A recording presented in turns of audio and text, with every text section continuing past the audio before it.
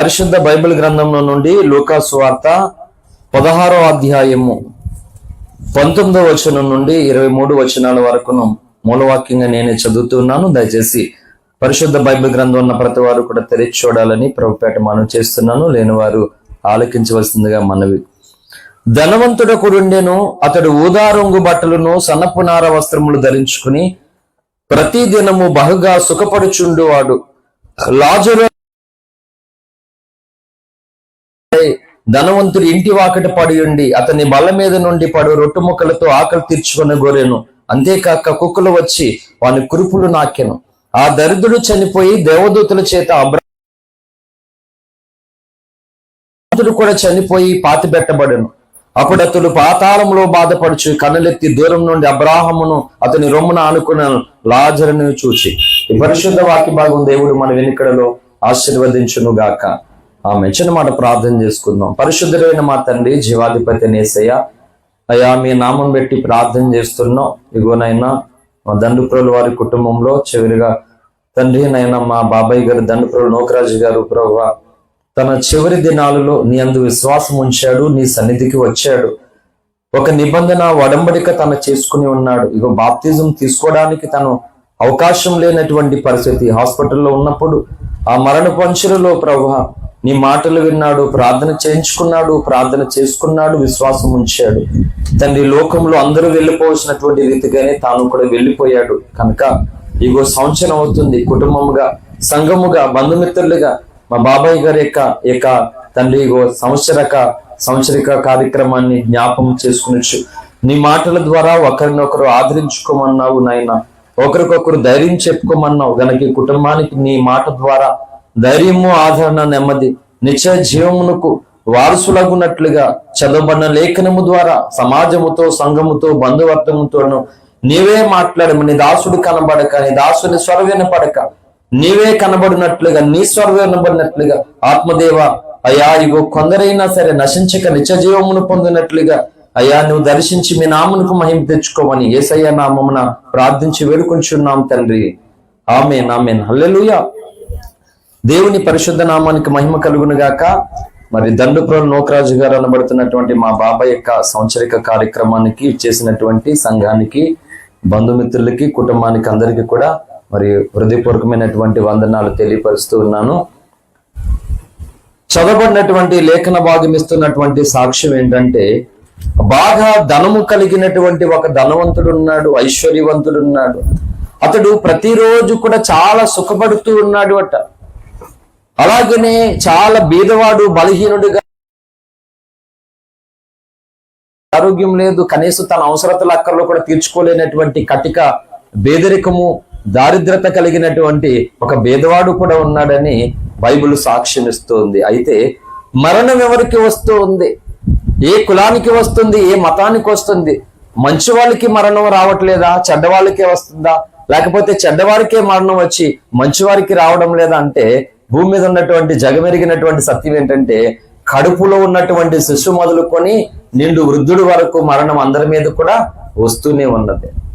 అయితే చాలా మంది అనుకోవచ్చు, ఈయన నోకరాజు గారు బాప్తిజం పొందలేదు, రక్షణ పొందలేదు, మరి మీరు ఎందుకు వీళ్ళు కూటమి పెట్టుకున్నారు, ఎందుకు వీళ్ళు ఆదరణ కార్యక్రమాన్ని ఏర్పాటు చేసుకున్నారని కొంతమందికి తెలియక అనుకోవచ్చు.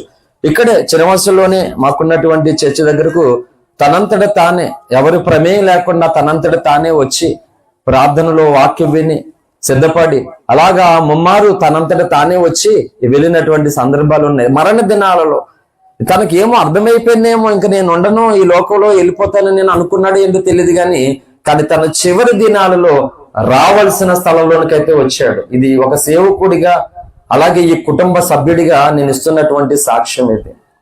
హల్లెలూయా. ఏంటి అందరూ వెళ్ళిపోవలసిందంట. దావీదు అన్నాడు, లోకులందరూ వెళ్ళిపోవలసినట్లుగా నాయనా నేను వెళ్ళిపోతున్నాను, నా కుమారుడైన సొలొమోను రా, నేను వెళ్ళిపోయిన తర్వాత ఇగో ఏ దేవుని యందు నేను భయభక్తులు కలిగి ఉన్నానో ఆయన ఎదుట నువ్వు చాలా భయభక్తులు కలిగి నడుచుకోవాలి. నేను ఈ ఆశీర్వాదం పొందడానికి, ఈ ఘనత పొందడానికి కారణమైనటువంటి దేవునికి నువ్వు లోబడాలి, ఆయన మాట వినాలి, ఆయన ఆజ్ఞను ఏది కూడా నువ్వు ఉల్లంఘించడానికి వీల్లేదని దావీదు వెళ్ళిపోతూ చెప్పాడు. ఈరోజు చాలా మంది అంటున్నారు, పాస్టర్లకు ఎందుకు మరణం వచ్చింది, క్రైస్తవులు ఎందుకు చచ్చిపోవాలి, మీ దేవుడు స్వస్థపరచడానికి మాట్లాడుతున్నారు. ఫూలిష్నెస్ ఇది. అండ్ మరణం అనేది అందరికి వస్తుంది. బైబిల్ ఏమి పాస్టర్లకి మరణం రాదు, క్రైస్తవుడికి మరణం రాలేదని చెప్పలేదు బైబిల్లో. లోకములో అందరూ పోవలసినట్లుగా మీరు పోతారని చెప్పింది. లోకంలో ఎలాంటి మరణం ఉందో అలాంటి మరణం లోకంలో అందరికీ కలుగునట్లుగా క్రైస్తవులకి కూడా వస్తుందని చెప్పారు. అందుకని క్రైస్తవులకి మరణం లేదని బైబిల్ చెప్పలేదు, అలా ఏ పాస్టర్ కూడా చెప్పలేదు, చెప్పడు కూడా. కాబట్టి ఆలోచన చేసినట్లయితే మరణం వెనకాల దేవుని యొక్క ఆలోచన ఏంటి, మరణం తర్వాత దైవ రహస్యం ఏంటి అనేది మానవ జాతి తెలుసుకోవడం లేదు. ఎందుకంటే నేను చెప్తున్నాను చూడండి, ఏముంది మానవ జీవితంలో, వాట్ ఈస్ ద లైఫ్, ఏముంది జీవితం. ఒకసారి ఆలోచన చేస్తే పుట్టినది మొదలుకొని ఒక ఊహ తెలిసిన తర్వాత ఆటోమేటిక్ గా ఆ పిల్లను స్కూల్లో వేయడం మొదలు పెడతాం. వాళ్ళు ఇంకా స్కూల్ భారము, యవనస్తులు అవుతారు. ఇలాగా తర్వాత కాలేజీకి వెళ్తారు, టీనేజ్ లోకి అడిగి పెడతారు, వివాహ వయసు వస్తుంది.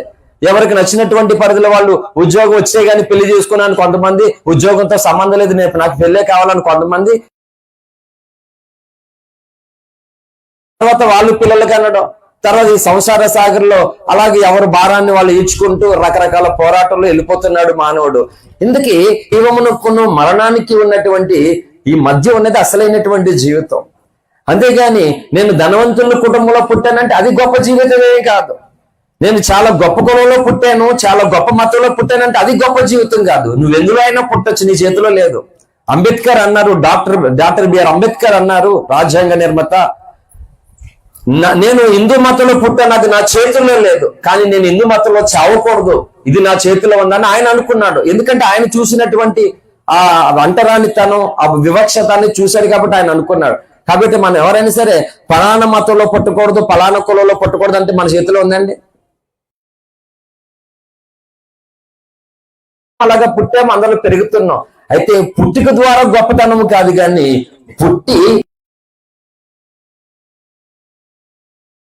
సమాజంలో గాని, బంధువర్గంతో గాని, సంఘంలో గాని కొన్ని విలువలను, వాల్యూస్, ఎథిక్స్, మొరాలిటీస్, ఈ వాల్యూస్ అనేటువంటి కలిగినటువంటి వారు ఎలాంటి కులంలో పుట్టినా, ఎలాంటి మతంలో పుట్టినా, ఎలాంటి ధనవంతులుగా ఉన్నా లేకపోతే బీదవారుగా ఉన్నా, ఆరోగ్యవంతులుగా ఉన్నా అనారోగ్యంతో ఉన్నా కానీ విలువలు కలిగిన వారే గొప్పవారు అవుతారు అన్నమాట. ఏ విలువలు లేవు, నేను చాలా ధనవంతుడు అంటే ఎవరికి కావాలి నీ బ్రతుకు? ఫలానా ధనవంతుడు ఉన్నాడు, నేను అలాగే బ్రతకాలి అనుకుంటారేంటి? అందరూ అలాగే అనుకోరు. కానీ ఒక వ్యక్తి బీదవాడిగా ఉన్నా అతనికి కొన్ని విలువలు ఉన్నప్పుడు, ఒక వ్యక్తి ధనవంతుడిగా ఉన్నా కొన్ని విలువలతో అతడు బ్రతుకుతున్నప్పుడు, అబ్బా నేను కూడా అలా బ్రతికితే చాలండి సమాజంలో అనుకుంటారు చాలా మంది. అంటే విలువలు ఏం చేస్తాయి తెలుసా? ఒక వ్యక్తిని ఘనపరుస్తుంది. కులాన్ని బట్టి, ధనాన్ని బట్టి రాదు వాల్యూ, అందరూ అది అనుకుంటున్నారు. మతాన్ని బట్టి, కులాన్ని బట్టి, ధనాన్ని బట్టి విలువ అనేటువంటిది ఉండదు. అది లోక నానుడి, అది సామెత, రాంగ్. అది ఒక వ్యక్తి ఎలాంటి విలువలతో ఇతరుల పట్ల నడుచుకుంటూ ఉన్నారో ఆ విలువ తన జీవితానికి ఘనతనిస్తుంది.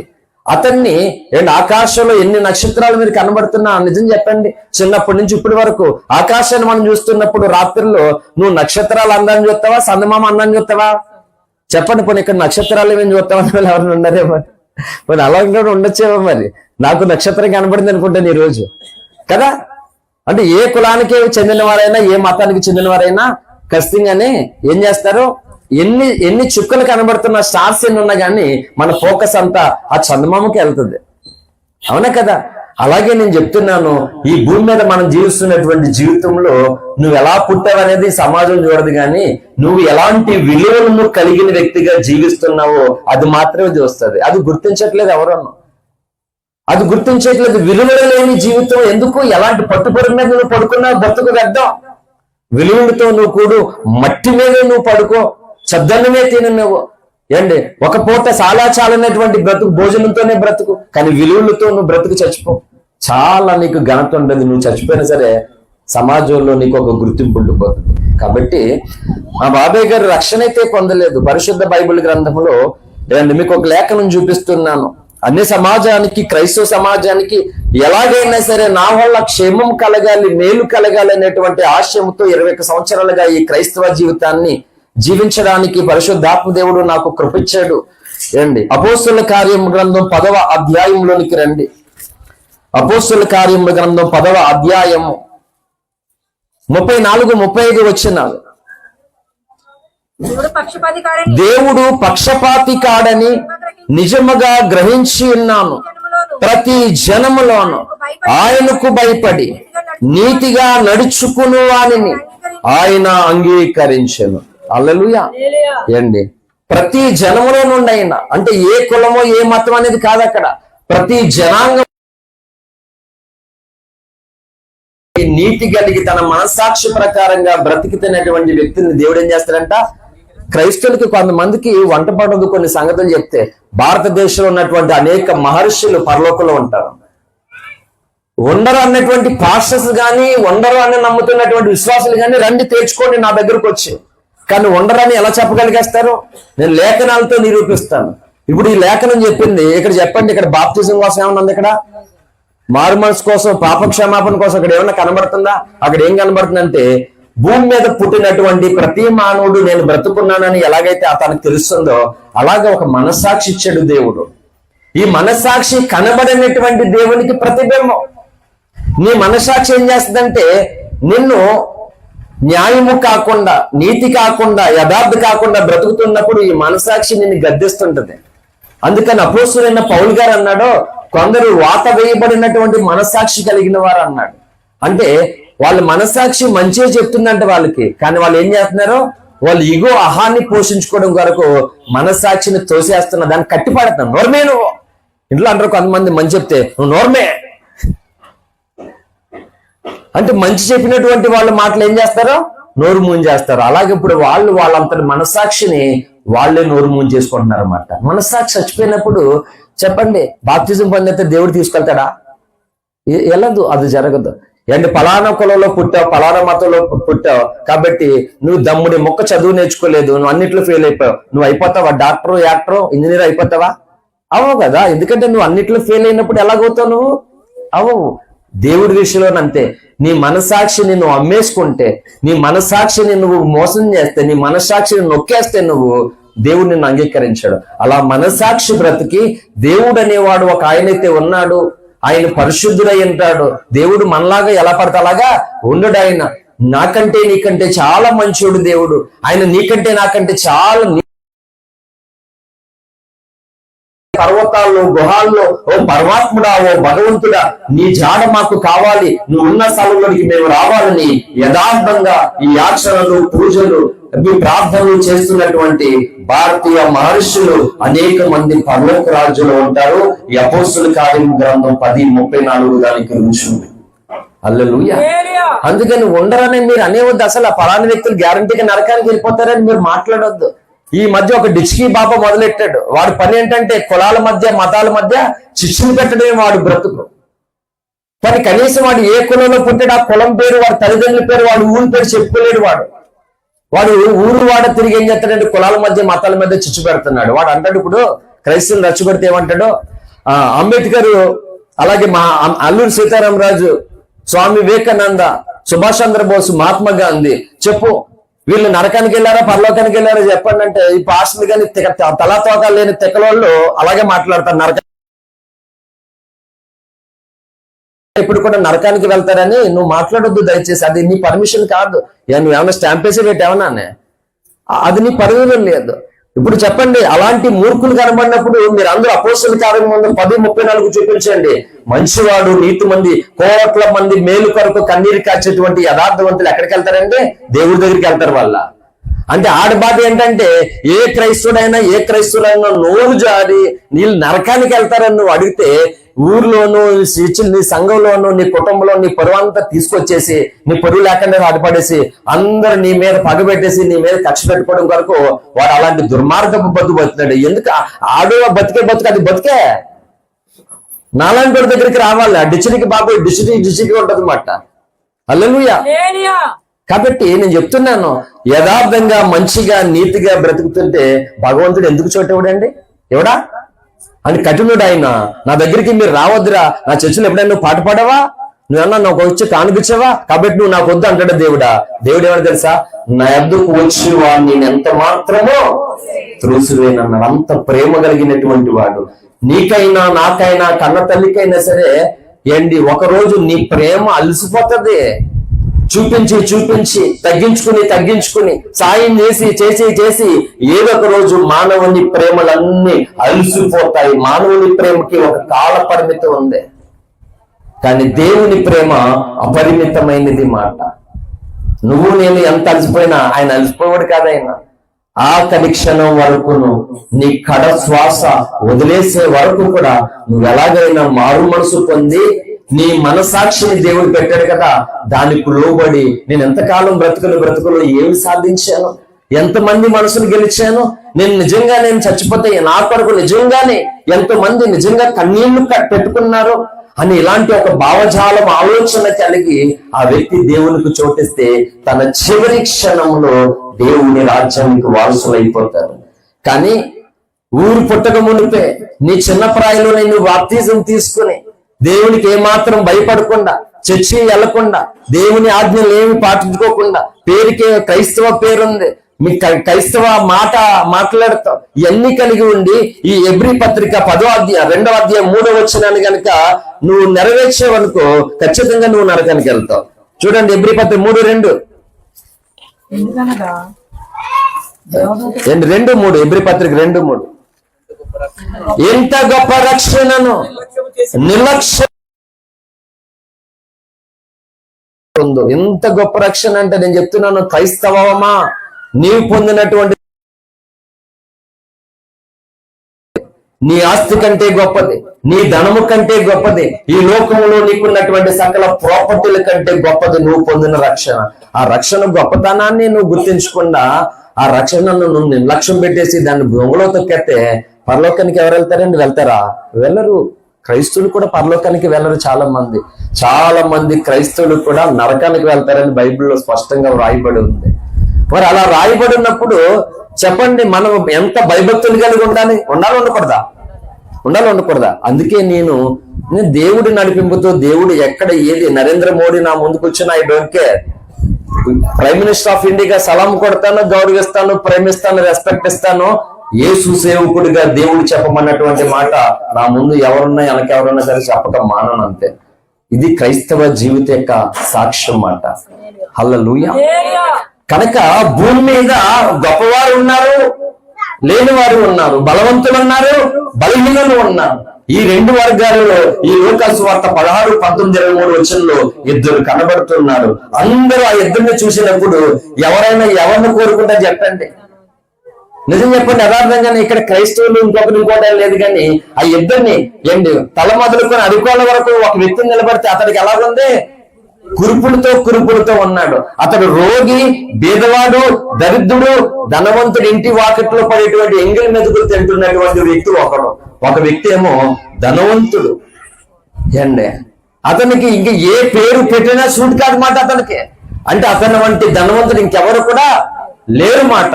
అంత ధనవంతుడు, ఓదారు. నాకు తెలిసి ఈ రోజు కూడా ముఖేష్ అంబానీ రిలయన్స్ లో ఉన్నటువంటి, మన ప్రపంచంలో మొదటి స్థానంలో ఉన్నాడు. ఎవరు? మన పక్కన ఉన్నటువంటి రిలయన్స్ అధినేత ముఖేష్ అంబానీ గారు. ప్రపంచ ధనవంతుల్లో మొదటి స్థానం ఆయన కూడా సుఖపడినటువంటి తెలియదు. ఎందుకంటే ఆయన కన్న కుమారుడు ఏ క్షణంలో మరణిస్తాడో తెలియదు. ప్రపంచ డాక్టర్లు ఒక చిటికేస్తే రిలయన్స్ ఇంటి ముందు పనులు నిలబడ్డట్లుగా ప్రపంచంలో ఉన్నటువంటి మేధావులు, డాక్టర్లు, అన్ని రకాల వైద్య శాస్త్రాలు ఎరిగిన పండితులు తన ఇంటి ముందు వాడిపోతారన్నమాట. అంత ధనము కలిగినటువంటి వాడు తన కుమారుడి విషయంలో నేటికి దుఃఖముతో, చింతతో, బాధతోనే ఉన్నాడు. కానీ బైబుల్లో ఉన్నటువంటి వ్యక్తిలాగా ఈరోజు నేను గాని నువ్వు గాని లేవు. అలాగా ఇతడు ఎలాగున్నాడట? ప్రతిరోజు కూడా సుఖపడుతూ ఉన్నాడట. నిజం చెప్పు, మనం సుఖపడుతున్నా? ప్రతిరోజు సుఖమందా? బయట పోరు లేకపోతే ఇంట్లో పోరు ఉంటుంది మనకి ఖచ్చితంగా. ఏదో పోరు అని చెప్పండి, యథార్థంగా మాట వాస్తవా కదా? బయట అంతా ఎందుకు వస్తుందో తెలియదు, ఇంట్లో పోరు.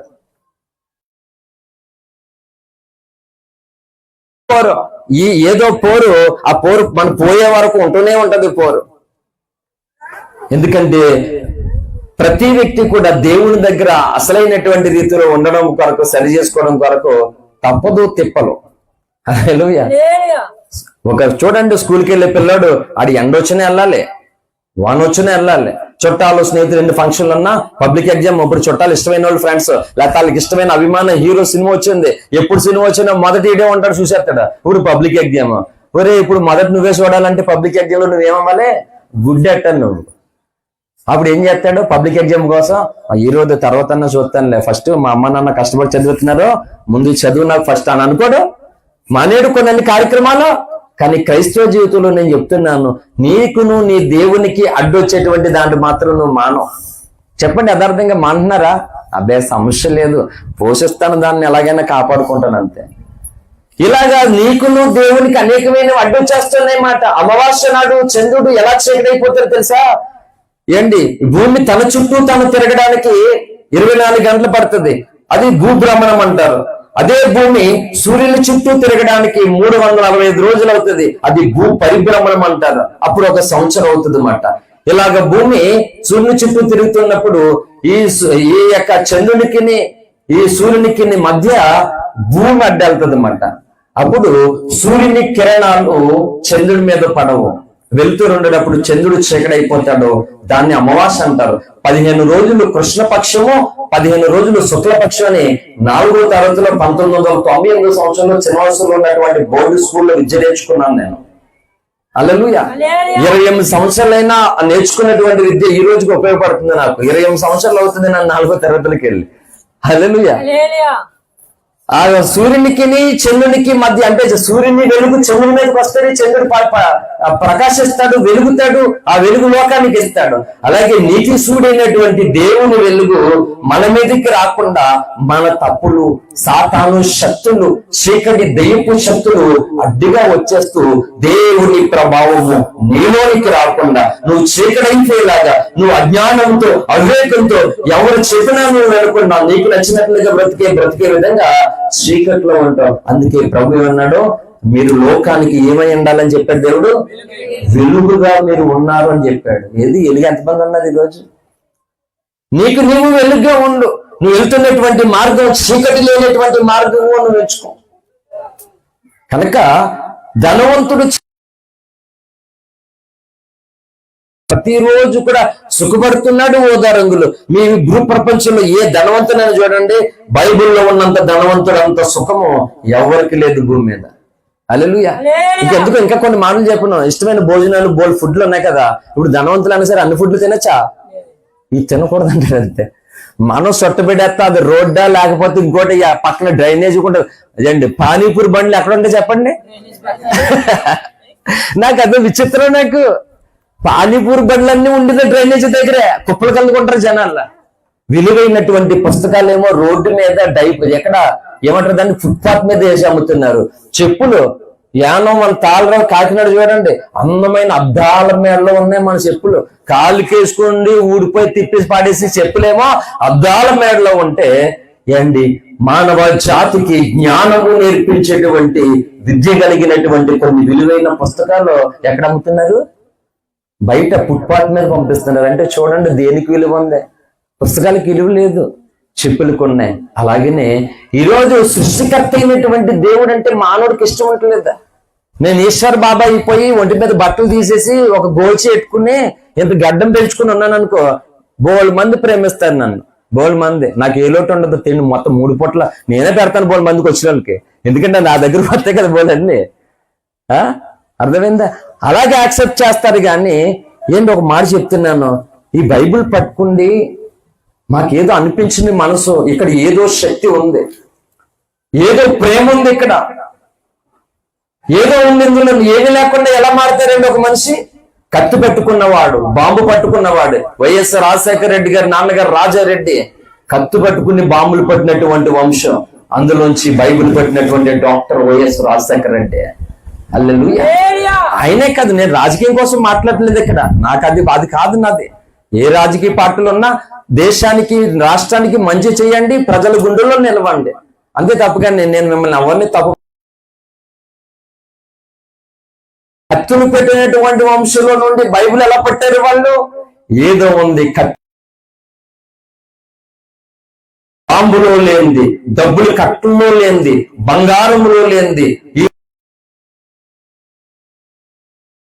ఏదో ఉంది కనుక ఈ దేవుడు నాకు కావాలన్నారు. ఇప్పుడు మనం నమ్మితే మాలమాదుగుల దేవుడు అంటున్నారు. మరి రెడ్లో కాకినాడలో మా పాస్టర్ గారు ఒక ఆయన బాబన ఆయన మంత్రాలన్నీ చదువుతాడు.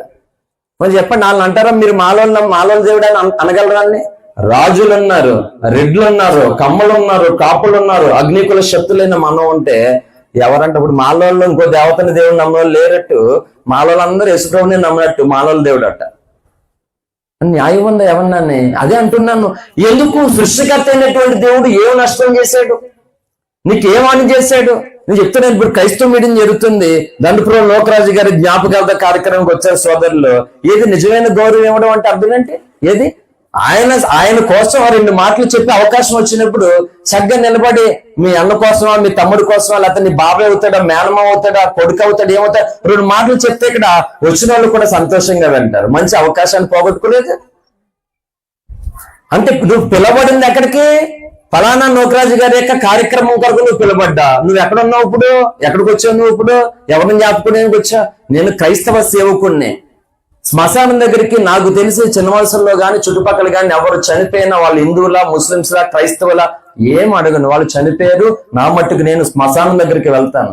నా భార్య నా కొడుకు కడుపులో ఉన్నప్పుడు నేను 5 సమాధి కార్యక్రమాలు 5 చేశాను నేను.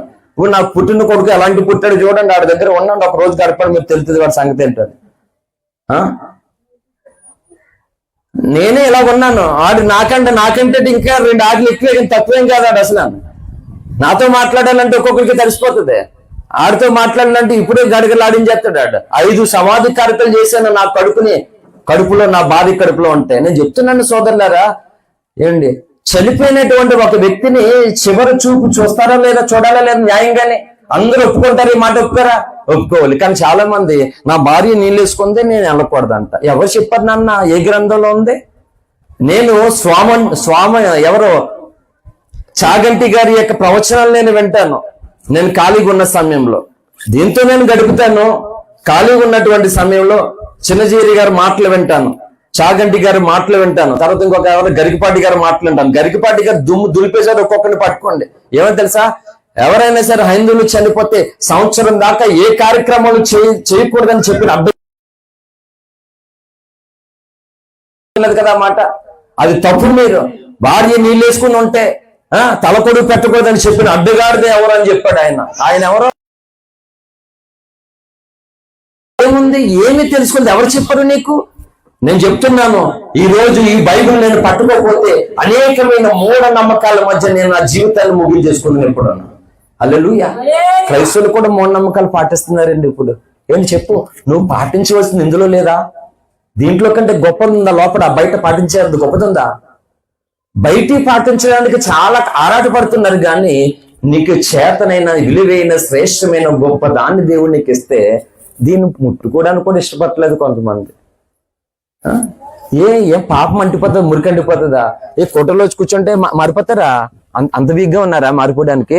నేను ఎక్కడికి వెళ్ళి కూర్చున్నా మారిపోను నేను, ఎందుకంటే నన్ను ఆల్రెడీ ఇది మార్చేసింది. హల్లెలూయా. ఏ తాగిపోతూ వచ్చినా తిరిగిపోతూ వచ్చినా ఆడి దిగిపోతా తాగిందే. నాకేమి ఎక్కదు లోపల. అంతా నా అనువనువంతా అయిపోయింది. ఏసన్న గారు పాడిన పాటలు ఉంటది, అనువనువంతా పులక పాటలు. నేను ఎన్నో ప్రసంగాలు ఆ పాటల్లో ఉన్నటువంటి పాటల్లో, ఏసన్న గారి పాటల్లో ఎన్నో పాటల్లో ఉన్నటువంటి తేనెతీగలో ఈ పువ్వులు ఉన్నటువంటి మకరందాన్ని అంతా రిసీవ్ చేసుకున్నట్లుగా భక్తుల యొక్క పాటల్లో ఉన్నటువంటి అమృతాన్ని, ఆత్మీయతను 20 సంవత్సరాలుగా నేను ఒక్కొక్కరి దగ్గర ఒక్కొక్కరు తీసుకుని ఇలాగ మొండిగా తయారవ్వని దేవుని కోరుకున్నాను. హల్లెలూయా. కనుక భార్య నీళ్ళు వేసుకుంది, ఇంట్లో వాళ్ళు నీళ్ళు వేసుకున్నారు, తలకొడు పెట్టకూడదు, శ్మశానం దగ్గరికి వెళ్ళకూడదు. ఎవరు చెప్పాడు నాన్న? ఏ గ్రంథంలో ఉంది? మళ్ళీ అంట బొట్టు తీసేస్తారు వీళ్ళు దేవుడిని నమ్ముకుంటే. అదే నచ్చలేదు. మరి నువ్వేం తీసేసావు? నువ్వేం బొట్టు తీసుకుంటే నచ్చదంటే వాళ్ళ ఇష్టం తీసేసుకున్నారు. మరి నువ్వేం చేసా? ఇష్టమైనటువంటి వ్యక్తి, కావాల్సిన వ్యక్తి, నీకు తెలిసిన వ్యక్తి చనిపోతే పిల్ల నీళ్ళు వేసుకుంది, కాళ్ళ నీళ్ళు వేసుకున్నా కానీ నువ్వు వెళ్ళవో, ఇంట్లో వాళ్ళు వెళ్ళవు.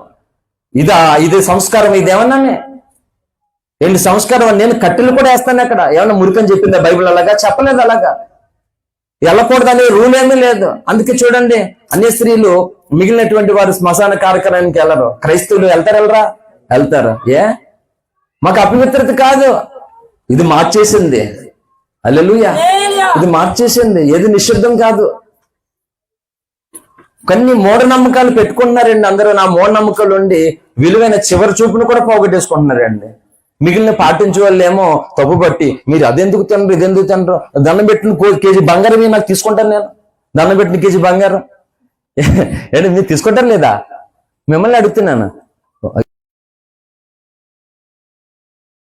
కూర్చొచ్చండి, అసలు చాలా కష్టాల్లో ఉన్నాను నేను.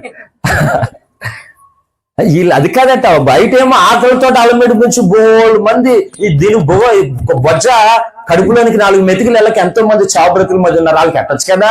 ఈ తినలేనోడి దగ్గరికి ఎందుకు నీ బాధ? ఎందుకంటేనే తినలేనోడు కాదు నీ బాధ, వీడికి ఏదోలాగా ఎట్టేసి పామేసి నీ మూర్ఖత్వం మీద అంటించాలన్న. ఇది కాదు కదా. మేమేంటంటే ఈ బైబిల్ ఈ గొప్పతనాన్ని చెప్పడం మా responsibility, the responsibility of the Christ.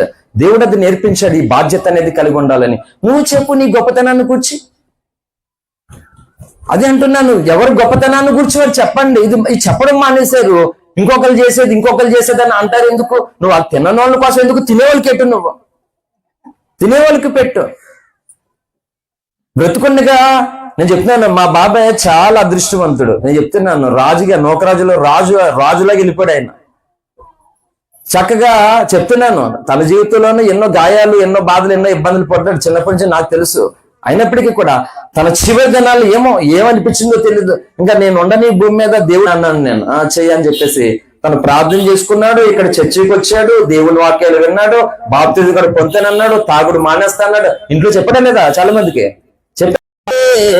ఎందుకో ఈ శాపము, ఎందుకో ఈ మరణము, ఎందుకో ఈ శాపము, ఎందుకో ఈ మరణము. ఒక మారు పుడితే 2 మార్లు చావాలి, 2 మార్లు పుడితే 1 మారే చావాలి. 1 మారు పుడితే 2 మార్లు చావాలి, 2 మార్లు పుడితే 1 మారే చావాలి. చెప్పలు పెడదాం. ఏముందిలే ఈ లోకంలో గమనించవా ఓ మానవా, ఏముందిలే ఈ లోకములో గమనించవా ఓ మానవా. ఏది లాభమో ఏది నష్టమో, ఏది లాభమో ఏది నష్టమో గమనించవా ఓ మానవా, గమనించవా ఓ మానవా. 1 మారు పుడితే 2 మార్లు చావాలి, 2 మార్లు పుడితే 1 మారే చావాలి. చెప్పలు కొడదాం. కన్నవారిని ఒంటరిని చేసే, కట్టుకున్న వారిని కఠిన శిక్ష వేసే. కన్నవారిని ఒంటరిని చేసే, కట్టుకున్న వారికి కఠిన శిక్ష వేసే. ఎందుకో ఈ శాపము, ఎందుకో ఈ మరణము, ఎందుకో ఈ శాపము, ఎందుకో ఈ మరణము. ఏముందిలే ఈ లోకములో గమనించవా ఓ మానవా, ఏముందిలే ఈ లోకములో గమనించవా ఓ మానవా. ఏది లాభమో ఏది నష్టమో, ఏది లాభమో ఏది నష్టమో గమనించవా ఓ మానవా, గమనించవా ఓ మానవా, ఒక మారు పుడితే 2 మార్లు చావాలి, 2 మార్లు పుడితే 1 మారే చావాలి. హల్లెలూయా. ఆలోచన చేస్తే ఏంటి, ఒక వ్యక్తి మరణిస్తాడు, వాళ్ళు కన్నవారు ఉన్నారు, వాళ్ళు కట్టుకున్న వారు ఉన్నారు, వాళ్ళేమో కన్నవాళ్ళు ఒంటరి అయిపోతారు, అనాథలు అయిపోతారు, కట్టుకున్నవారు కదా, భయంకరమైన శిక్ష కదా అండి. ఉన్న తన తోడు ఎవరైతే స్త్రీ అయితే స్త్రీ, పురుషుడైతే తనకున్నటువంటి తోడు లేకపోతే ఇంకా 3 లాగా భయంకరమైన శిక్ష కదా. అన్ని శిక్షల కంటే ఇది గొప్ప శిక్ష అది. చాలా ఆ తర్వాత ఎన్నో పోగొట్టుకున్నటువంటి పరిస్థితి. ఇంక ఈ సమాజం ఏం చేస్తుంది, భర్త చనిపోయాడు కాబట్టి నువ్వు పేరంటానికి రాకూడదు, ఇంట్లో కోళ్ళే రంగిస్తారు, భర్త చనిపోయాడు కాబట్టి నీ ముఖం చూడకూడదు పొద్దున్నే. అందరూ ఉండిపోతారండి అలాగా, అందరూ బతికేస్తారు అలాగా. మరి నీ తల్లికి అలాగా అవదని గ్యారంటీ ఉందా అంటే ఏమీ లేదు. సమాజంలో ఏం ఆలోచించలేదు. ఎవరి స్వార్థముతో, ఎవరి ఆలోచనతో, ఎవరి ఇష్టాలతో, ఎవరి ఇగోని సాటిస్ఫై చేసుకోవడానికి వాళ్ళు వెళ్ళిపోతున్నారు తప్పగాని, నేను చెప్తున్నాను, పుట్టిన వానికి మరణించడం తప్పదో, మరణించిన వానికి పుట్టుక తప్పదు. హల్లెలూయా. అవునా కదా? పుట్టినటువంటి ప్రతి వ్యక్తి కూడా మరణించక తప్పదు. అదే అడుగుతున్నాను, వై, ఎందుకు ఈ మరణం? మరణం అనేది అది ఏమన్నా దేవుని యొక్క అనుగ్రహం అంటే కాదు, అది మానవ జాతికి ఒక శాపం. అది ఈ శాపం నుండి విడుదల పొందాలంటే ఇంట్లో పంచాయతీలో ఒక చచ్చిపోయారు, అది మూసేయండి అంటాడు పంతులు గారు వచ్చి, మూసేస్తాను నువ్వు. కానీ మరణ శాపం అనేటువంటి దాని నుండి నువ్వు ఎప్పుడు విడుదల పొందుతావు? ఎవరు దాని నుండి నిన్ను విడిపించగలుగుతారు అంటే పరమాత్ముడే, రక్షకుడే తన పరిశుద్ధ రక్తము ద్వారానే శాపము నుండి, పాపము నుండి యుగయుగాలుగా బంధింపబడుతున్న మానవ జాతిని విడిపించగలిగిన శక్తిమంతుడు. హల్లెలూయా. అది మాత్రం తెలుసుకోగాని పంచాయతీని మాత్రం మూసేస్తాను నువ్వు. ఏంటో ఒక మాట చెప్తున్నాను, మనకు బాగా ఇష్టమైనటువంటి వ్యక్తి చచ్చిపోయాడు, చాలా మంచి ఇల్లు కట్టుకోండి, చచ్చిపోయిన వ్యక్తిని నువ్వు నీ బెడ్రూమ్ లో తీసుకెళ్లి పెడతారేమో, పర్లేదు వదిలేండి నన్ను, ఎందుకు వదిలేండి, మళ్ళీ సెకండ్స్ కూడా వేస్ట్ చేసుకొని అవి పడిపోతానే ఉంటాయి పన్నే. చెప్పండి ఎవరైనా సరే, నాకు చాలా ఇష్టం ఫలానా వ్యక్తి అంటే చచ్చిపోయాడు కాబట్టి ఎంతో కష్టపడి ఆయన కష్టార్జితం ఇది, ఆయన కట్టుకున్నటువంటిది ఇది, బెడ్రూమ్ లో తీసుకెళ్ళి తెల ఒప్పుకుంటుందని చూద్దాం. ఒప్పుకుంటుందా? ఒకవేళ కొడుకు ఇష్టం అనుకో, భార్య ఒప్పుకుంటుందా? ఒప్పుకోరు. అంత డ్రామాలు, ఎవరి డ్రామాలు వాళ్ళు ఆడేస్తున్నారు, చూస్తలేదా పెద్ద అయినా? చెప్పండి, ఏముంది? అంత ట్రాష్ భూమి మీద. కానీ క్రైస్తవ జీవితంలో ఈ ట్రాష్ తో మన పరలోకానికి ఏమీ వెళ్ళమాట. పరలోకానికి వెళ్ళిపోతామా? సినిమాల్లో డాన్స్ ఫైట్లు ఈజీగా చేసేచ్చు, రియల్ లైఫ్ లో చేయమని వచ్చి గుంపులో ఫైట్, మక్కులు కూడా మతానికి దుమ్ములు కూడా ఉండమాట, ఫ్యాన్స్ కొరికేస్తారు. ఫ్యాన్స్ నచ్చిన హీరోని ఒక్కొక్కరు అక్ చేసుకోవాలనుకుంటాడు, ఇరిగిపోతే హీరో దుమ్ములు. ఈ సినిమాలు కాదు ఎగిరెగిరి తండడానికి రియల్ లైఫ్. అలాగే చెప్తున్నాను, నిజంగానే మానవుని ప్రేమలో ఎంత యథార్థత ఉందో చెప్పండి. యథార్థంగా నచ్చినటువంటి వ్యక్తి తన చెమటోడ్చి కష్టపడి తన కట్టుకున్న ఇంట్లో తను చచ్చిపోతే తన కనీసం తన బెడ్రూమ్ లో తీసుకెళ్ళి తను తీసుకెళ్ళరా? తీసుకెళ్ళకూడదు, సమస్య లేదు. ఇంకా బాడీ ఇంకా ఏముంది మన జీవితంలో? ఏముంది? రేపు పొద్దుట నువ్వు నేను చచ్చిపోవండి, జీవితకాలం అలా బతికేద్దామా? ఒకవేళ బతికినా సరే ఎప్పటి వరకు మనకి ఏమైనా కొద్ది విలువందంటే, మనం కొంచెం ముసలిదానం వచ్చిందనుకో, నువ్వు ఎవరైతే నచ్చుతావు ఇంట్లో వాళ్ళు పట్టించుకొని నేను వాసన చూడరు, మాగిపోయిన చేపలన్నా ఫ్రిడ్జ్లో పెట్టుకుని మామిడికాయ దొరికే వరకన్నా దాన్ని దాచుకుంటారు. కానీ నీది నాది వయసు అయిపోయి కాలు చేయాలి లాగేసింది అనుకో, వాళ్ళు ప్రేమతో ఎన్ని రోజులు చేస్తారు చెప్పండి? యథార్థంగా ఎన్ని రోజులు చేస్తారు ప్రేమతో? ఇసుకుడు మొదలైపోతాయి. అవ్వా చెప్తున్నాను, ఇలాంటి సమాజంలో రక్షకుడు తన యథార్థమైనటువంటి ప్రేమను భూమి మీద ప్రతి మనిషి పొందుకోవాలని ఆయన వస్తే ఆయనకు కులం అంటగడతారా? నేను అనుకున్నా చిన్నప్పుడు మాలల దేవుడేలో అందినా, నిజమే మన సైడ్ అంత నమ్ముకోరు కదా, వాళ్ళే నమ్ముకుంటారు ఎక్కువ, మాలల దేవుడు అని అనుకున్నాను నేను. ఈయన భూమి మీద ఉన్న ప్రతి మానవుడికి కావలసిన దేవుడు అని నాకు అర్థమైంది. అది మాట చెప్పకుండా ప్రకటించకుండా నేను ఉండలేకపోతున్నాను ఈరోజు. అందులో కొడతారా కొట్టండి, చంపేస్తారా చంపేయండి. ఎన్నిసార్లు చంపుతారండి? ఎన్నిసార్లు చంపగలరు మనిషిని? ఒకసారి చంపుతారు, చంపేయండి, మీరు మేలు చేసిన అవుతారు. అండ్ జాన్ నాక్స్ అనేటువంటి ఒక భక్తుడు చెప్పినటువంటి ఒక స్టోరీలో ఒక కథ ఉంటుంది. ఒక స్వార్థికుడు. ఏంటి స్వార్థకుడు అంటే? ఇంటింటికి వెళ్ళి బిచ్చవాడుకొని దనుకునేవాడు కాదు స్వార్థకుడు అంటే. నశించిపోతున్న ఆత్మల కొరకు ప్రభువా నేను ఏ ప్రాంతానికి వెళ్ళాలి, ఏ ఊరికి వెళ్ళాలి, ఏ ప్రజలకి చెప్పాలి ప్రభు అని అంటే ప్రభు దర్శనం ద్వారా, కళ ద్వారా, మాట ద్వారా తనతో మాట్లాడినప్పుడు ఆ ప్రాంతానికి స్వార్థ నిమిత్తం బయలుదేరి వెళ్తే బిచ్చగాళ్ళలాగా అడుక్కునే వాళ్ళలాగా ఎన్నో రకాలుగా తిట్టి కొట్టి అవమానపరిచినటువంటి దినాల్లో ఊరందరూ చూస్తుండగా ఒక భక్తుల్ని ఒక స్తంభానికి కట్టిపెట్టేశాడు కాళ్ళు చేతులు. ఏంటి నువ్వు మా కులానికి మా సాంప్రదాయానికి సంబంధం లేనటువంటి వ్యక్తిని నువ్వు ప్రకటిస్తావా? చూడు ఏం చేస్తావని. నామ పూసుకుంటేనే తారు డబ్బా ఉంటది, రోడ్లకి వేస్తారు, నామకి వేస్తారు తారు. ఒంటి పాముకుంటామన్నా మరికి తారు ఒంటి పాముకుంటే ఏమన్నది, చేతి మీద పడితే తోలు ఊడిపోదు ఉండదు. అలాంటి తారు అరికాల నుండి మొల్ల భాగం వరకును ఆ భక్తుడికి పూసారండి. నేను చెప్తున్నాను, క్రైస్తవులు ఈ రోజు చాలా సుఖపడుతున్నారు. ఎన్ని ఆత్మలు సంపాదించమని అడుగుతాడు ఆయన. నీకు ఎంత బంగారం ఉంది, ఏం కూర వేసుకుంటున్నా రోజు అడుగుతాడు దేవుడు నిన్ను. అడుగుతాడా? ఎన్ని ఆత్మలు సంపాదించామని అడుగుతాడు దేవుడు. నా మనసును, నా కష్టాన్ని ఎరిగి నా ప్రేమను ఎంతమందికి చూపించామని అడుగుతాడు. అప్పుడు క్రైస్తవులు అనేకులు ఎక్కడెట్టుకుంటారు చెప్పండి. అంటే ప్రభు పిల్లలు ఉన్నారు కదా నాకు ఏడిపించేసేవారు, అందువల్ల అవ్వలేదంటే పర్లేదు శబాష్ అంటాడు దేవుడు. ఏది అనుకుంటున్నారు క్రైస్తవ జీవితంలో? నేను చెప్తున్నాను, ఈ రోజు అన్ని సమాజము మారకపోవడానికి కారణం ఎవరు చెప్పనా? 100% యథార్థం చెప్తున్న బైబిల్ సాక్షిగానే క్రైస్తవులు, పాస్టర్లు.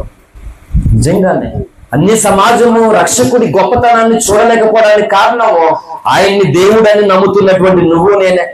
ఎందుకంటే ఆయన దేవుడిగా నమ్మవు కానీ ఆయన క్రియలు, ఆయన యొక్క ప్రభావము, ఆయన ఆలోచన నీ జీవితంలో నుండి ప్రజలు ఎవరో చూడట్లేదు. ఎందుకు దేవుడిని నమ్ముకున్నావు? ఆ నోటికి ఆ బూతు మాటలు మానవా? ఎన్ని సంవత్సరాలు వెళ్ళినాని మరి మానలేదు. చుట్టూ ఉన్నటువంటి సమాజం నీ దేవుడిని నమ్మాలంటే నమ్ముతారా? నిజంగా చెప్పండి ఆ మాట యథార్థంగా నమ్ముతారా? అదే చెప్తున్నాను. ఎవరెవరి కోసమో నువ్వు ఆయనకు దూరం అవ్వడం ఎందుకు? ఎవరెవరి కోసం నువ్వు ఆయన్ని బాధ పెట్టడం ఎందుకు? ఏమి సాధించేది ఉంది ఇక్కడ మానవుడు? ఏమీ సాధించేది లేదు. నేను చెప్తున్నాను, నమ్ముకున్నటువంటి ప్రతి క్రైస్తవుడు ఏ సంఘానికి వెళ్ళినా గానీ క్రైస్తవ విలువలు కలిగిన జీవితాన్ని నువ్వు జీవించు. చుట్టూ ఉన్నటువంటి దయ్యాలు పారిపోతాయి. యేసునామములో పారిపోవడమే కాదు, నీలో మార్పును చూసినటువంటి మనుషులు ఖచ్చితంగా ఒకరోజు నీ దేవుణ్ణి వాళ్ళు చూడగలుగుతారు. నాకు కావాలి ఈయన అని నమ్ముతారు అన్నమాట. హల్లెలూయా. ఏంటి ఒక మాట చెప్తున్నాను, ఇప్పుడు ఎండాకాలం సరిగ్గా కరెంట్ ఉండలేదు, చాలా ఒక్కబోతుంది, చల్లుతున్నా. మంచి గాలి, తక్కువ రేట్లోకి సూపర్ గాలి, కరెంటు పోయినా పర్లేదు, మంచి గాలి. ఇలాంటి ఏదో వస్తువు చాలా తక్కువ రేటుకి ఏ వ్యక్తో కనిపెట్టాడు, ఏ మహానుభావుడు. ఊర్లో ఎవరో ఇంటి పక్కలు ఎవరో కొనుక్కున్నారు, చూసావు ఎంత అంటే ఎంత చెప్పారు, చాలా తక్కువ రేట్ అది. చేపలకి దానికంటే బుల్ రేట్ ఎడతామన్నారు. అలాంటి తక్కువ రేటుతో కరెంట్ లేకపోయినా మంచి గాలి వచ్చేదాన్ని చెప్పండి, ఇష్టపడతావు లేదా? కొనుక్కుంటావు లేదా? అలాగే గొప్ప దేవుణ్ణి కలిగినటువంటి నీవు ఆయన కొరకు గొప్పగా మొదలు పెడితే, గొప్పగా బ్రతుకుతే, అందరితో విలువలు కలిగి నువ్వు జీవిస్తే, నీ దేవుడిని ఇంకొక వ్యక్తి నాకు కావాలి, నేను కూడా వస్తాను నీ చర్చికి అంటారా? కానీ ఎందుకు అనలేకపోతున్నారు ఈరోజు? నీ దేవుడు గొప్పోడే గాని, నీ దేవుడు మంచోడే గాని నమ్ముకున్నావు గాని నీలో ఆ బతుకు, ఆ మార్పు లేదని చుట్టూ ఉన్న సమాజాన్ని తెలిసిపోయినప్పుడు ఎలా నమ్ముతారు? యేసు ప్రభు వారిని పక్కనెట్టేస్తున్నారు. ఆయన్ని ఎవరి కోసం పక్కనెడుతున్నారు? ప్రభు ఏమన్నాడు? ఆయన చెప్పినటువంటి మాట ఏంటంటే, నా నామం అన్ని జనుల ఎదుట దూషింపబడ్డానికి అవబడ్డానికి కారణం ఎవరని చెప్పాడు ఆయన? ఆయన పిల్లలని చెప్పాడు. ఆయన కాదని చెప్పగలరా? నా పిల్లలు కాదన్నాడా? నా పిల్లలు అన్నాడు దేవుడు, నా పిల్లలే అన్నాడు. అందుకే ఈ రోజు మీకు ఏం చూపెడుతుందంటే, లాజరు అనే ఒక దరిద్రుడు, ఒక పేదవాడు, ఏ వ్యక్తి అతన్ని ప్రేమించడు, ఏ వ్యక్తి అతను కోరుకోడు. ధనవంతులు ఉండబడుతున్న ఒక గొప్పవాడు, ఒక భాగ్యవంతుడు ఉన్నాడు, ఇద్దరు జీవితాన్ని చూపించాడు. ఒకడేమో కట్టుకోవడానికి బట్టలు లేవు, తినడానికి తిండే లేదు, పైగా దరిద్రుడు, రోగి. ఇంకొక వ్యక్తి కట్టుకోవడానికి బట్టలు కాదు, రోజుకే శుభ్రంగా ఓదారంగు వస్త్రాలు. అయ్యి ధనవంతులు తప్ప సామాన్యులకి ఆ వస్త్రాలు దొరకవు. పట్టు ఉంటుంది, పట్టు చీరలు అంటారు కదా ఆడవాళ్ళు, దానికంటే చాలా ఉన్ని, నైలెన్ను, దీనికంటే చాలా మాట శ్రేష్టమైనటువంటి క్లాత్లు అవి. అటువంటి వస్త్రాలు ధరిస్తున్నాడట ధనవంతుడు. ఎంత రాజుగా ప్రతిదినం సుఖపడుతున్నాడట. ఈ రోజు అంటున్న భూమి మీద ప్రతిదినం సుఖపడుతున్న వాళ్ళు ఎవరున్నారా? అదే చెప్పాను ఇందాకనే. ఇష్టమైనటువంటి రుచులు కూడా కనీసం ఇంట్లో వండుకున్నా కూడా తినడానికి అవ్వదు. కొంతమంది తినకూడదు, అంటే షుగర్ బీపీ డాక్టర్ తినద్దన్నమాట. అంటే ఏముంది, కనీసం తినే విషయంలోనూ కూడా ఈ రోజు మనం ఏమి తినకూడదు అయిపోతుంది పరిస్థితి. అన్ని భయంకరమైనటువంటి పరిస్థితులు వచ్చాయి. మరి అలాగే నేను ఈ మాట మాట్లాడకపోకూడదు, నా దేవుడికి వ్యతిరేకం అది, నేను ఈ పని చేయకూడదు, నా దేవునికి అవమన్నది అని అనుకోలేదా? చెప్పండి, అనుకోలేదా? సంజీవిని హాస్పిటల్ కాకినాడలో పెళ్ళయింది, కుర్రోడు, ఇద్దరు కవల పిల్లలు ఉన్నారు, అబ్బాయిలు ఇద్దరు కవల పిల్లలు. ఇప్పుడు రెండో కానుపులో డెలివరీ అమ్మాయి ప్రెగ్నెన్సీగా ఉంది. ఉంటే కిడ్నీలో స్టోన్స్ అని హైదరాబాద్లో అక్కడ చూపించుకుని రీసెంట్ గా కాకినాడలో జరిగిన స్టోరీ. తల్లిదండ్రులు కాకినాడ హాస్పిటల్ అడ్మిట్ చేశారు. ఆ కిడ్నీకి పలానా రోజు ఆపరేషన్ చేస్తాము, ఈ సేవింగ్ గడ్డం అన్ని తీసేసుకున్నానా అని చెప్పేసి వెళ్లే ముందు నర్స్ వచ్చి ఇండిషన్ చేసిందంట. స్నానం చేయడానికి హాస్పిటల్ వాష్రూమ్కి వెళ్ళాడు, చచ్చిపోయాడు అక్కడ.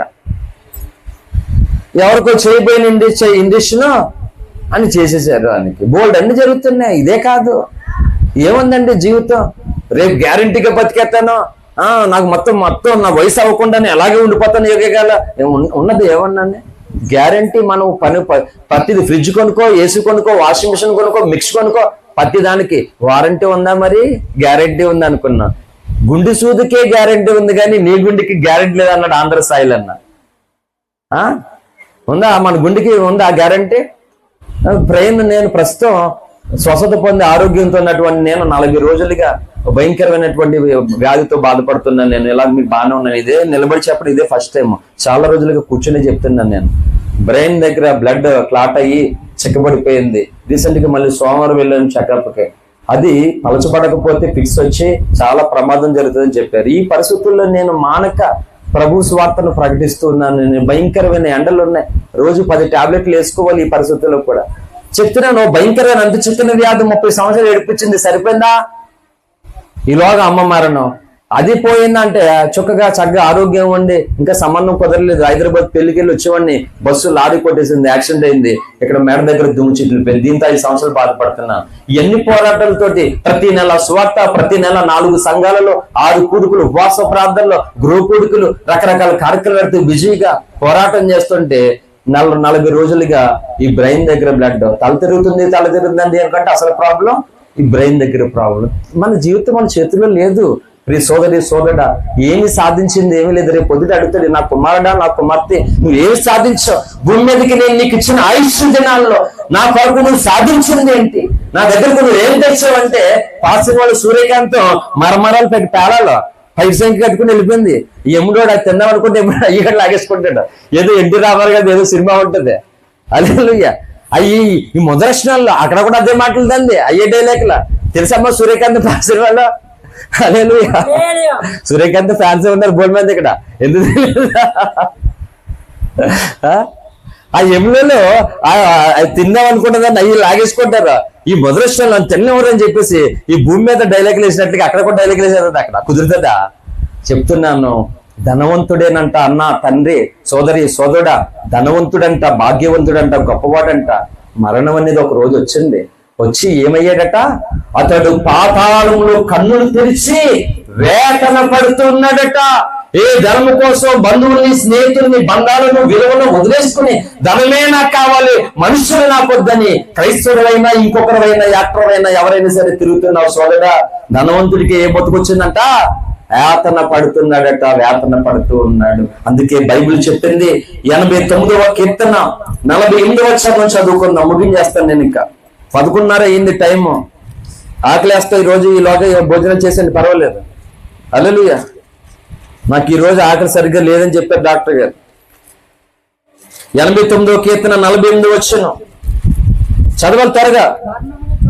మరణము చూడక బ్రతుకు నరుడెవడు, పాతాళము యొక్క వశము కాకుండా తను తాను తప్పించుకున్న వాడెవడు. ఇది నిజమైన జ్ఞానవంతుడైన మానవుడు ఎవరైనా ఉంటే, భాగ్యవంతుడు, గొప్పవాడు, నాకు ఈ భూమి మీద ఏ లోటు లేదు, ఆ యేసు నాకెందుకు అనుకున్నటువంటి ప్రతి వ్యక్తికి కూడా నేను ఒక మాట చెప్తున్నాను, నిజమే, ఏసు అవసరం లేదు. ఎందుకంటే నీకు ధనం ఉంది, ఆస్తి ఉంది, అంతస్తు ఉంది, అందం ఉంది, బోర్డు ప్రాపర్టీ ఉంది.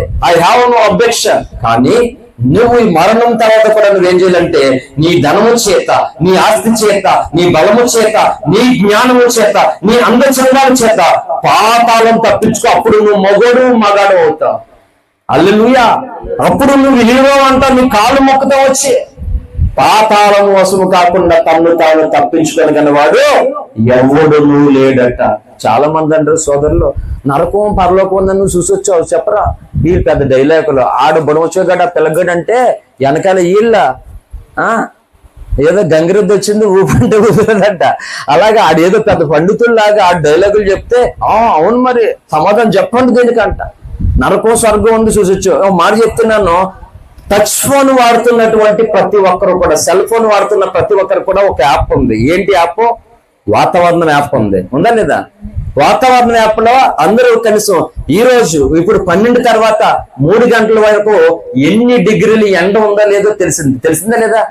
సూర్యుడి దగ్గరికి వెళ్ళి కొలత తీసుకొచ్చావా? సూర్యుడి దగ్గరికి వెళ్ళే కొలత తీసుకొచ్చారు ఎవడైనా చెప్పేయడానికే? రేపు సాయంకాలం ఉరుములతో కూడినటువంటి మన జగ్గంపేటలో గొప్ప గొప్ప వడగళ్ళ వర్షం, మొత్తం వడగళ్ళ వర్షం వచ్చింది పెద్దాపురం దగ్గర జగ్గంపేట. ఏంటి రేపు వర్షం వస్తుందని, రేపు ఎండ ఎంత ఉంటుందని సెల్ ఫోన్లోకి వెళ్ళబోతుంది. ఒక మనిషి ద్వారానే కదా. ఆ మనిషికి ఎలా తెలిసిందంటే శాటిలైట్, ఉపగ్రహం అంటారు దాన్ని, వాతావరణ శాఖ. అందుకే కొద్ది గొప్ప చదువుకునే కృప కూడా దేవుడు నాకు ఇచ్చాడు. నాకు రోగం ఉంది కదా, నాకెందుకులే చదువు అనుకోండి, ఇలాంటి మాటలు కొంతమందికి చెప్పే అవకాశం మిస్ అయిపోతుంది అన్నమాట. ఎందుకంటే రేపొద్దుట బాధ్యతతో, నిరూపణతో, తిరుగులేని సత్యముతో క్రీస్తును ప్రకటించాలరా. కాబట్టి నువ్వు ఎంతో కొంత కొద్దిగా చదువుకోవాలని ఆ పరమాత్ముడు నాకు అవకాశం ఇస్తే చదువుకున్నాను అనమాట. ఈ రోజు ఆ చదువు కూడా ఎవరైనా మోసం చేయడానికి వాడుతున్నానా, ఎవరైనా తిట్టడానికి కొట్టడానికి వాడుతుందంటే ప్రజలకు తాము సృష్టించినటువంటి దేవుణ్ణి పరిచయం చేయడానికి నా చదువును వాడుతున్నాను. ఎలా తెలిసింది చెప్పండి సోదరులు? నరకం ఉందా స్వర్గం ఉందా సూచించేవారు నాకు చెప్పంటున్నటువంటి సహోదరులారా, రేపు వాన వస్తుంది, రేపు ఎండ ఎంత ఉంటుంది, మధ్యాహ్నం మధ్యాహ్నం తర్వాత సూర్యుడు యొక్క టెంపరేచర్ ఎంత ఉందని నీకు ఎలా తెలిసింది? శాటిలైట్ ఉపగ్రహం ద్వారా, వాతావరణ శాఖ ద్వారా. అలాగే నరకం ఉంది స్వర్గం ఉందని నాకెలా తెలిసిందంటే పరిశుద్ధ బైబిల్ గ్రంథము ద్వారా. అంతేకాదు ఖురాన్ గ్రంథంలో రాయబడిన దోషంగా నేను నరకం ఉన్నాను. అంతేకాదు భారతదేశంలో అష్టాదశ పురాణాలని 18 పురాణాలు ఉన్నాయి, ఇతిహాసాలు ఉన్నాయి, 108 ఉపనిషత్తులు ఉన్నాయి, చతుర్వేదాలు ఉన్నాయి, రామాయణం, భారతం ఉన్నాయి. ఇందులో 18 పురాణాల్లో ఒక పురాణం గరుడ పురాణం. అందులో మనిషి భూమి మీద పాపాలు చేసి తమకు నచ్చినట్లకు బతికితే నరకానికి వెళ్ళిపోతారు అని గరుడ పురాణంలో ఉంది. మమ్మల్ని ఎందుకు తిరుగుతారు?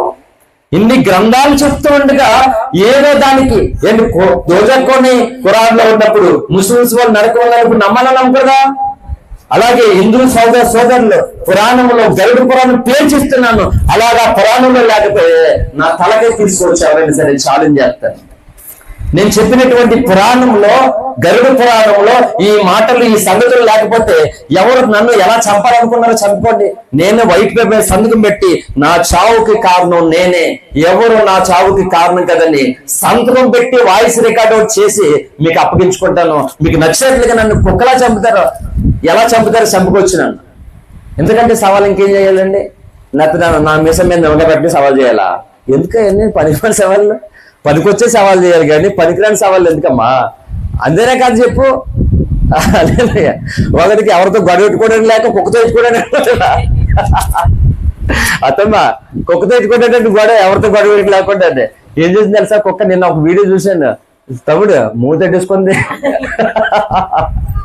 నాకే కర్మకాలి నాకే దొరికితే నేనేమో తిరగలేను అండి, నవ్వలేను, ఏడవలేను. నేను ఇవన్నీ నాకే దొరికితే నేను నవ్వలేకపోతే మా పాస్టర్ గారు వచ్చి ఎందుకు నవ్వుతున్నా నాకు చెప్పంటది. అమ్మ ఏం చెప్పని చెల్లి చెప్పు, ఎందుకు నవ్వుతున్నావంటే అత్తమ్మా ఎలా అంటది మీ అమ్మాయి, ఎందుకు నవ్వుతున్నా నాకు చెప్పండి, ఏం చెప్పండి నేను. అందుకే నా పక్కన ఉండి నేను ఎలా నవ్వుతున్నాను, ఏం చూపు నవ్వుతున్నానో కనిపెట్టుకోవాలి. ఇంకా నేను ఎందుకు ఏడుతున్నానో, ఎందుకు నవ్వుతున్నానో ఇంకా అన్ని చెప్తే కూర్చోంటే నేను ఈయన ఎప్పుడు చెప్పాలి? అసలైన హీరోని చెప్పలే లేదా? అందరూ అసలే కొసలైనటువంటి హీరోల కొరకు ఆరాటపడుతుంది కానీ అసలైన హీరోని పక్కన చూసుకున్నారు అనమాట. అసలైన హీరో దేవుని కృపండి ఈ సినిమాలో నాకు దొరికాడు. హల్లెలూయా, ఈ సినిమాలో నాకు దొరికాడు అసలైన హీరో. మరి అసలైన హీరో దొరికినప్పుడు ఇంకా బ్రహ్మానందం ఫ్లెక్స్ ఎట్టుకుని తిరుగుతానే నేను, ఏమాయి గారు?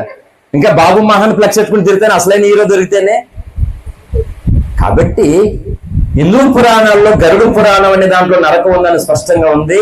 నేను నమ్ముతున్నటువంటి పరిశుద్ధ గ్రంథంలో నరకం ఉందని స్పష్టంగా ఉంది. ఖురాన్ షరీఫ్ లో నా దగ్గర ఖురాన్ కూడా ఉంది మా ఇంటికాడ ప్రస్తుతం ఇప్పుడు కూడా నేను అది కూడా చదువుతాను. ఎందుకంటే బోల్ ముస్లిమ్స్ ఫ్రెండ్స్ నాకు స్నేహితులుగా ఉన్నారు, వాళ్ళకి కూడా నేను రక్షకుడు గురించి స్వార్థ ప్రకటించడానికి ఖురాన్ నాకు హెల్ప్ చేస్తూ ఉంటుంది. హల్లెలూయా. వేదాలు చదివాను, భాగవతం చదివాను, రామాయణం చదివాను, భారతం చదివాను, హిందూ పురాణాల్లో బోల్డ్ చదివాను. రండి ఏదైనా ప్రేమతో మార్చుకుందాం. ఈ చిన్న వర్షంలో ఒక గడప ఉంది, దండుకోలు ఇంటికాడ ఒక గడప ఉన్నది. ఖచ్చితంగా సృష్టికర్త అయినటువంటి దేవుడు గురించి, బైబిల్ గురించి అయినా సరే, పురాణాల గురించి అయినా సరే, ఖురాన్ గురించి అయినా సరే, ప్రతి ఒక్కరికి కూడా స్పష్టంగా నిరూపణతో న్యాయపరమైనటువంటి సత్యాలను చూపించడానికి ఒక గడప ఉంది. రావచ్చు ఎప్పుడైనా సరే. ఎందుకంటే నేను పనికిరాని సవాళ్ళు ఎందుకు చేయడం అవసరం లేదు. దమ్ము తీర్చుకున్నావా రండి. ఎందుకు ఇవన్నీ? పురాణ పేరు చెప్పానండి, గ్రంథాల పేరు చెప్పాను, అందులో ఆ సంగతులు ఉన్నాయని చెప్పాను. లేవన్నారనుకో కుక్కను కొట్టి చంపండి నన్ను. మిమ్మల్ని అడిగారు, ఎవ్వరు అడగరు మాట. ఎందుకంటే లైవ్ లో రికార్డ్ అయింది ఇది, అవునా కదా? కుక్కలాగా కొట్టి చంపండి నన్ను ఎలాగైనా సరే. బతికేద్దామని సేవకు వచ్చాము ఏమన్నా? మరణించి తిరిగి లేచినటువంటి వాడిని నీకు పరిచయం చేస్తే కానీ చచ్చే పరిస్థితి లేదా? హల్లెలూయా. ఆల్రెడీ చచ్చిపోయాం కదా ఫస్ట్, మళ్ళీ చచ్చిపోయి పెట్టి. కనుక మానవుడు మరణము నుండి పాతాళ వశం కాకుండా తను తాను తప్పించుకోవాలంట. ఇది వీరత్వం అంటే. అమ్మా, ఈ పాతాళ వశం నుండి తప్పించుకోవట్లేదు మానవుడు. ఇక అందరినీ నేను ఓడించాను, నాకంటే మగోడు లేడు, హీరో లేడు, అది లేదని అనుకుంటున్నా. దానివల్ల ఉపయోగం లేదు. ఎంతో మంది మరణిస్తున్నప్పుడు మన ఊర్లో 4 మరణాల్లో ఈ వారంలోనూ, ఈ చిన్న వలసల్లోనూ 4 చనిపోయారు. ఇంకా రకరకాలుగా కంటిన్యూగా ఒకరి తర్వాత ఒకరు ఇంకా చనిపోతూ ఉన్నారు. రాకడ సమీపిస్తుంది. భయంకరమైన జీవితంలో ఎప్పుడు కూడా కనీ విని ఎరగినటువంటి భయంకరమైన దుర్వార్తలు మనకు వినబడితే మన చెవులకి, మన కళ్ళతో చూస్తాము, నోటితో మాట్లాడుకోవడం జరుగుతుంది. చూస్తాము, వింటాము, మాట్లాడుకుంటాం. ఇవన్నీ దుర్వార్తలు గురించి వింటాం మాట. అందుకనే సమాజానికి ఇన్ని దుర్వార్తలు కలుగుతుండగా భయపడుతూ వణిగిపోతూ బలహీనమైపోతున్న సమాజానికి స్వార్థ చెప్పమని ఏనాడో దేవుడు చెప్పాడు. హల్లెలూయా. స్వార్థ చెప్పమని చెప్పాడు దేవుడు. ఏదో స్వార్థ అంటే క్రైస్తవులు అబ్బాయి అసలు సమస్య లేదు అసలు నేను అనుకుంటున్నారు మాట. భక్తులు కోట్ల రూపాయలు చేసుకుని వచ్చారు యేసుకొరకు. ఈరోజు కూలి పని కోసం దేవుణ్ణి చేసుకుంటున్నారు అన్నమాట. కూలి కోసం దేవుణ్ణి చేసుకుంటున్నారు. లేదు, ఎలా చూపెడతావు నువ్వు చెప్పు? ధనవంతుడి కంటే గొప్ప ధనవంతుడు నువ్వు, ఈ ధనవంతుడి కంటే ధనవంతురాలు నువ్వు, ధనవంతుడి కంటే బాగా సుఖపడుతున్నావు నువ్వు. ఆ ధనవంతుడు ఎవరంటే అతడు అబ్రాహాము కుమారుడట. నేను ఎందుకు నాని చెప్తానంటే ఇతడు కూడా యేసుని ఎరిగిన వాడే తల్లి, చెల్లి, సోదరా, యేసుని ఎరిగిన వాడే అండి. ఈ ధనవంతుడు ఎక్కడున్నాడట? ఇప్పుడు నరకంలో ఉన్నాడట, పాతాలు. ఇంకా నరకాన్ని లాస్ట్ కేటగిరీ. చనిపోయినటువంటి భక్తులు నీతిమంతులైతే పరదేశంలో ఉంటారు, అనీతిమంతులైతే పాతాలలో ఉంటారు. తీర్పు తర్వాత నీతిమంతుల ఆత్మలు పరదేశంలో నుండి పరలోకానికి వెళ్తాయి, అనీతిమంతుల ఆత్మలు పాతాళం నుండి నరకానికి వెళ్తాయి. సామెత ఉంది కదా, పెన మీద ఉన్న రొట్టు ఎక్కడ పడిందంటే ఇప్పుడు పొయ్యిలో పడింది. ఇప్పుడు దాని నీటి పెరిగిందా? ఇప్పుడు పాతాళంలోనే ధనవంతుడు యాతన పడుతున్నాడంటే మరి అయ్యగారు ఇప్పుడు తీర్పు తర్వాత ఎక్కడికి వెళ్తాడు? నరకానికి వెళ్తాడు. అప్పుడు ఈటు తరుగుతుందా పెరుగుతుందా? చూసారా సోదరులారా, ఈ ఎండాకాలం తప్పించుకోవడానికి ఎంత ఆరాట పడుతున్నాం. ఏదో ఏసీ, ఏదో గాలి, ఏదో చెట్టు, ఇన్ని నీళ్ళలో ఏదో ఆడపాదడకు ఏదో ఇసురుకుంటూ బతికేస్తున్నాం. ఏదో వర్షాలు వచ్చేస్తున్నాయి, గుడినేసేప్పుడు మొత్తం కుమ్మేస్తున్నాయి. జూన్ నెలలో గొడుగులు దాచుకోండి సార్. గొడుగులు లేని వాళ్ళారా గొడుగులు కొనుక్కోండి. ఇంట్లో ఒక్కొక్కరు 4 కొంటే వాళ్ళు ఎత్తికేసి వేసుకొని వెళ్ళిపోతారు. 4 గొడుగులు కొనుక్కోండి పని మంచిగా గొడుగు ఉపయోగపడుతుంది. స్కూల్ పిల్లలకి వెళ్ళే వాళ్ళకి తప్పండి, వాళ్ళకి గొడుగులు, చిన్న గొడుగులు వచ్చేసాయి, వాళ్ళకి కూడా గొడుగులు దాచుకోండి. మరి ఈ ఎండకే మనం భరించలేకపోతున్నాం కదా. ఏమన్నా చెప్పండి, తినాలనిపిస్తుంది, ఎండకి తినాలనిపిస్తుందా? తినగలుగుతున్నా? ఎంత ఆకలేసినానే తాగేస్తుంటాం ఏదో మరి ఆ భయంకరమైనటువంటి నరకాగ్ని గుండా ఎండ అది ఎంత తీవ్రంగా ఉండదు ఆలోచించండి ఒకసారి. ఆలోచించండి. నేను చెప్తాను క్రైస్తవులారా, బైబిల్ నీ చేతిలో ఉన్నప్పుడు, బైబిల్ చదువుతున్నప్పుడు, బైబిల్ని పట్టుకున్నప్పుడు రెండే నీకు ఫిక్స్ అయిపోవాలి, నీ గుండెల్లో ఉండిపోవాలి. ఒకటి ఏంటంటే ప్రేమతో నింపబడాలి, రెండోది భయంతో నువ్వు ఉండాలి. ఈ ప్రేమ భయం నేను పాపం చేయనెత్తదా? చెప్పండి అక్కర్లారా, చేయనెత్తదా? నీకు ప్రేమ ఉంది, నీకు భయం ఉంది. ఈ రెండు నీలో ఉన్నప్పుడు నువ్వు తప్పు చేస్తావా? దేవుడికి వ్యతిరేకంగా బ్రతకగలుగుతావా? బ్రతకలేవు. ఈ ప్రేమ భయం నీకు లేవనుకో, అప్పుడు నువ్వేం చేస్తావు? బరి తెగించేస్తావు. ఇంకా డిస్కో డాన్సే. ఇంకా నువ్వా మైకిల్ జాక్సన్ ఎందుకు పనికిరాడో అక్కడ ఇంకో కానీ ఎందుకు పనికిరాడు, డిస్కో డాన్సే. ఇంకా అందుకే బైబిల్ నీ చేతిలో ఉండాలన్నమాట. ఎప్పుడు కూడా ప్రేమతో నింపబడాలి, భయంతో నువ్వు ఉండాలి. ఈ రెండు లేకపోతే నువ్వు కూడా 100% ఎక్కడికి వెళ్తావంటే ధనవంతుడు వెళ్ళినటువంటి స్థలానికి వెళ్తావు అన్నమాట. హల్లెలూయా. ఎందుకు ధనవంతుడు? అలాగే చెప్తున్నాను, యేసుని ఎరిగిన వాడే, లేఖనాలు ఎరిగిన వాడే, ధర్మశాస్త్రాన్ని ఎరిగిన వాడే, అయినా సరే అతను పాతాలను తప్పించుకోలేకపోయాడు. ఎందుకు చెప్పండి కారణం? ఎందుకంటారా? తన ధనాన్ని చూసుకుని మురిసిపోతున్నాడు అయ్యగారు, తన దగ్గర డబ్బును చూసుకుని మురిసిపోతున్నాడు. ఈ తిండి తిప్పలో మొత్తం ఆస్తి అంతా చూసుకుని ఇదే నా జీవితం, ఇదే సర్వస్వం, నాకు ఇంక నాకు అన్నొద్దు, చేయొద్దు, తమ్ముడొద్దు, నాకు కుటుంబం వద్దు. అయ్యగారి కంటే 5 సహోదరులు ఉన్నారంట. ఎక్కడ చెప్తున్నాడన్నమాట? ఎక్కడ? భూమి మీద ఉందా? భూమి మీద వద్దంట. బంధత్వం వద్దు, బంధాలు వద్దు, అప్పచెల్లెలు వద్దు, అన్నదమ్ములు వద్దు, ఎవరు వద్దు. నరకం దగ్గర అందరు గుర్తొచ్చేస్తాను నీకు. అయ్యగారికి ఇక్కడ లేరు, ఇంత ధనంతో ఉన్నాడు కదా ధనవంతుడు. మరి 5 అన్నదమ్ముల్లో ఎంతమంది ఎన్ని తిప్పులు పడుతున్నారు, ఎంతమంది బాధపడుతున్నారు? కనీసం నీకు కలిగి ఉన్నది కదా, నీకు సాట్ అయింది, నీ సహోదరునికి కొంచెమైనా సహాయం చేసావా? నీకు హెల్ప్ చేసావా? దేవుడు నీకు చక్కటి ఆస్తిని ఆరోగ్యాన్ని ఇచ్చాడు కదా. నీ సహోదరుడు చాలా కష్టకాలంలో, చాలా భేద స్థితిలో బలహీనంగా ఉన్నాడు. నీకున్న దాంట్లో ఆ తమ్ముడా, అన్న నీకు నేను ఉన్నాను కదా, నా వల్ల అయింది, ఖచ్చితంగా నేను నీకు చేస్తానని ఒక మాట ఇవ్వండి, ఒక చిన్న ధైర్యం చెప్పండి. వాళ్ళకి కూడా ఎంత ధైర్యం ఉంటుంది చెప్పండి. కనీసం అలాంటి కష్టకాలంలో నాకు నా తోబుట్టు, నా అన్న, నా చెల్లి, నా బంధువు నాకు అండగా నిలబడ్డారు అని ఎంత ఆనందపడతారండి? పడతారా? ఏం లేదు. ఈ అయ్యగారి కంట బతుకున్నంతసేపు అన్న గుర్తు రాలేదు, అక్క గుర్తు రాలేదు, అప్ప చెల్లు, తోబుట్టు, బంధుత్వం ఏమి గుర్తు రాలేదు. చచ్చిపోయింది అయ్యగారు. నరకోళ్ళను తప్పించుకోవడం కొరకు వంక అన్న మీద తమ్ముడి మీద ప్రేమ కాదు, ఇక్కడ దొంగ ప్రేమ ఎక్కడెక్కడ చూసావా? చచ్చిపోయిన సిరుడు బుద్ధి మారలేదు. సిరులో దొంగడు బుద్ధి ఏ బుద్ధా? అదేమంటున్నాడా?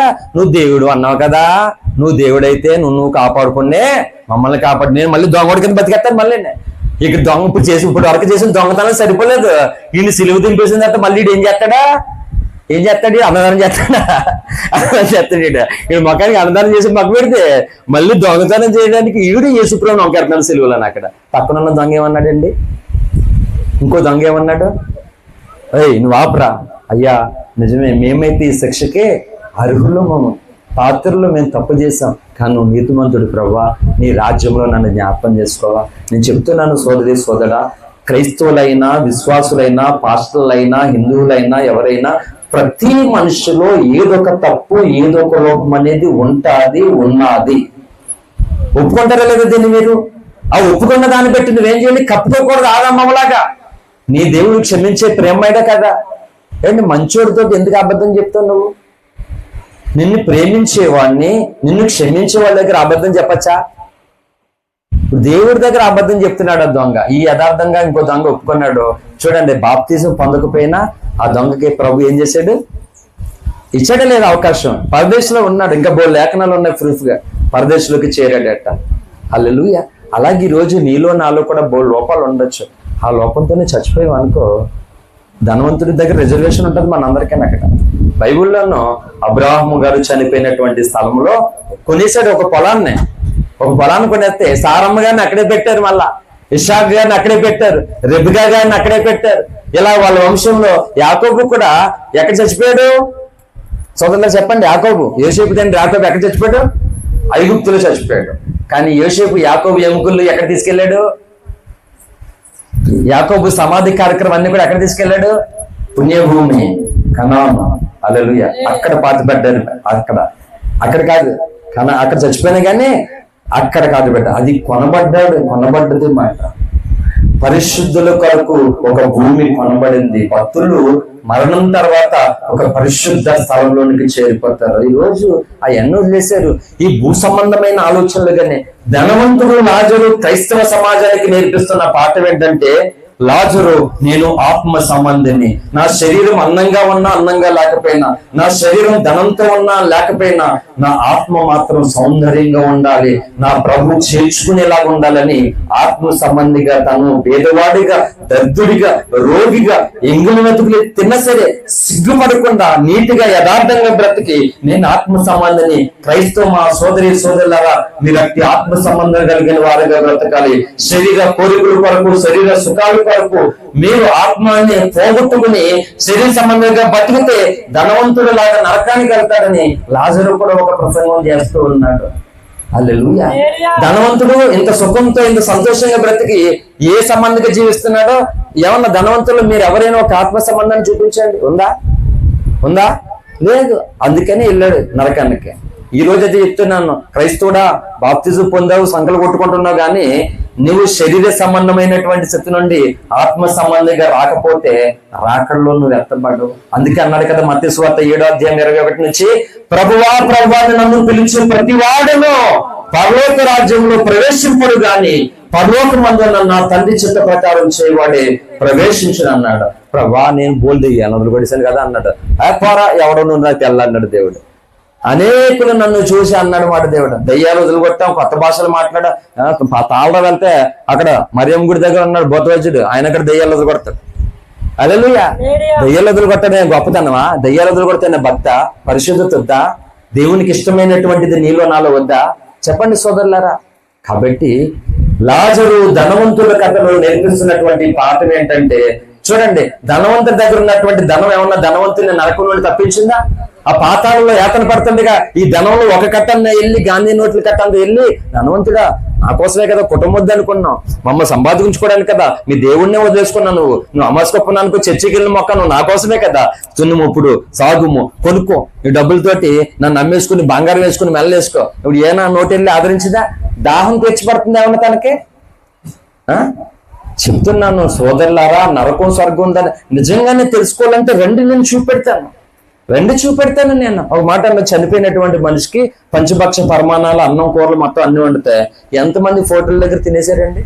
మా తాతకి, మా నానమ్మకి, మా అమ్మ పండగలు వచ్చేటప్పుడు అమ్మ నాకు తొందరగా పెట్టే అంటే, అదే మీ తాత చనిపోయిన వాళ్ళకి దండం పెట్టుకుని అప్పుడు తినాలనేది. వీళ్ళు తింటారేమో అనుకునేవాడిని నేను నా చిన్నప్పుడు. మా తాత వచ్చి తింటాడు, మా నాన్నమ్మ వచ్చి తింటాడు, మా ముత్తాత వచ్చి తింటారేమో అని అనుకుంటే ఆ ప్లేట్లో పెట్టే ఉంది. చివరికి నేనే తినేవాడిని అన్నీ. మరి వీళ్ళకి అన్నారు కదా, నాకు ఏం పిచ్చెక్కిపోయి ఏం అర్థమయ్యేది కదా అసలేనే. చాలా వరకు నేను ఇంచుమించు 5వ తరగతి 8వ తరగతి చదివే వరకు అక్కడ ఏం అర్థం కాదు. వీళ్ళు తాతకి దాన్ని పెట్టారన్నారు, తాత రాలేదు తినలేదు, ఎక్కడే ఉన్నాయి, నేనే తిన్నాను చివరికి. మరి ఎందుకు అడుగుతున్నారు? మరి వీళ్ళని ఆ విషయంలో అడిగితే సమాధానం ఏం చెప్తారు? నేను విమర్శించడానికి కాదు దేవుడు ఈ జీవితాన్ని ఇచ్చింది. నేను చెప్తున్నాను, ప్రతి మూఢ ఆచారములో నుండి, ప్రతి తెలియనటువంటి సంగతుల్లో నుండి నీవు ప్రతిదీ స్పష్టముగా తేటగా తెలుసుకోవడం కొరకు ఇది మాత్రమే ఈ ప్రపంచంలో పరిశుద్ధ గ్రంథం అని పిలవబడుతున్న ఏకైక గ్రంథం, the book of Bible. Hallelujah. The book of holy spirit, the book of holy Bible. Hallelujah. అతి పరిశుద్ధం, మంచు కంటే తెల్లనిది పరిశుద్ధమైనది. హల్లెలూయా. తెలసట్లోనైనా ఎక్కడైనా మురికి కనబడుతుంది, మరక కనబడుతుంది, కానీ ఈ పరిశుద్ధ బైబిల్లో ఎక్కడ మురికి మరక కనబడదు. కొంతమందికి ఇది బూతు గ్రంథం అంటారు. రండి బూతు గ్రంథం అని నిరూపించు. నేను క్రైస్తవుడిగా నుండి ఇంకొక దాంట్లోనికి మారాలనుకుంటున్నాను, ఎవరన్నా ట్రై చేయండి. కానీ నేను ఎవరిని మార్చాలనుకుంటలేదు, ఉన్న సంగతి చెప్పాలనుకుంటున్నాను అంతే. ఏండి ఇప్పుడు మనం చెప్పేది అందరూ మారిపోతారా? ఉన్న సంగతి ఇదేం చెప్తున్నాం మాట. హల్లెలూయా. ఒక చింతపండు అని వచ్చాడు, ఒకడు ఉప్పు అని వచ్చాడు, ఒకడు పప్పు అని వచ్చాడు. నీకు అందులో ఏం కావాలో ఆయన దగ్గరికి వెళ్తావా, లేకపోతే ముగ్గురు నాటుతావా? నీకు ఏది అవసరం అదే కావాలని కోరుకుంటావు. నేనేం చెప్తానంటే, మానవుడా, సోదరులారా, ఇక్కడ నువ్వు ఏ కులంలో ఉన్నా, ఏ మతంలో ఉన్నా, ఎలాంటి సుఖంతో ఉన్నా, లేకపోతే ఎలాంటి కష్టంలో ఉన్నా, నీకు పరమాత్ముని దగ్గరికి చేరాలనే ఆశ ఉంటే, నీవు నరకం నుండి తప్పించుకోవాలంటే care address the man of God, నజరేయుడైన యేసు మాత్రమే. Only one on one, Jesus Christ. హల్లెలూయా.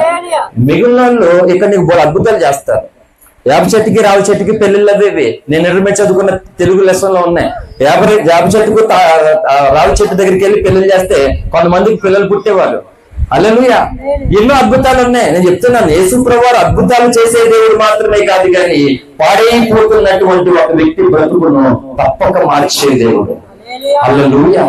ఒక వ్యక్తి నరకానికి 100% నరకానికి వెళ్ళాల్సినటువంటి వ్యక్తికి మోక్షం వెళ్ళే అవకాశం ఏంటి? మనం విమానమే ఎక్కడానికి అవకాశం లేని పరిస్థితులు. అలాంటిది యేసుతో పాటు రేపొద్దుట మేఘాల మీద వస్తున్నాడు యేసయ్య.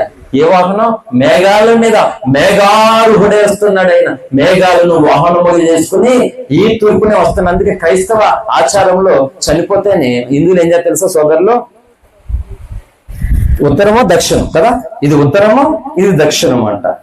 ఇలా పెడతారు బాడీని హిందూ శాస్త్రంలో. క్రైస్తవ శాస్త్రాలు ఎలా పెడతారంటే, తూర్పుకి పడమరకు పెడతారు బాడీని, తల పడమరకు పెడతారు, మొక్క తూర్పు కనబడేటట్లుగా.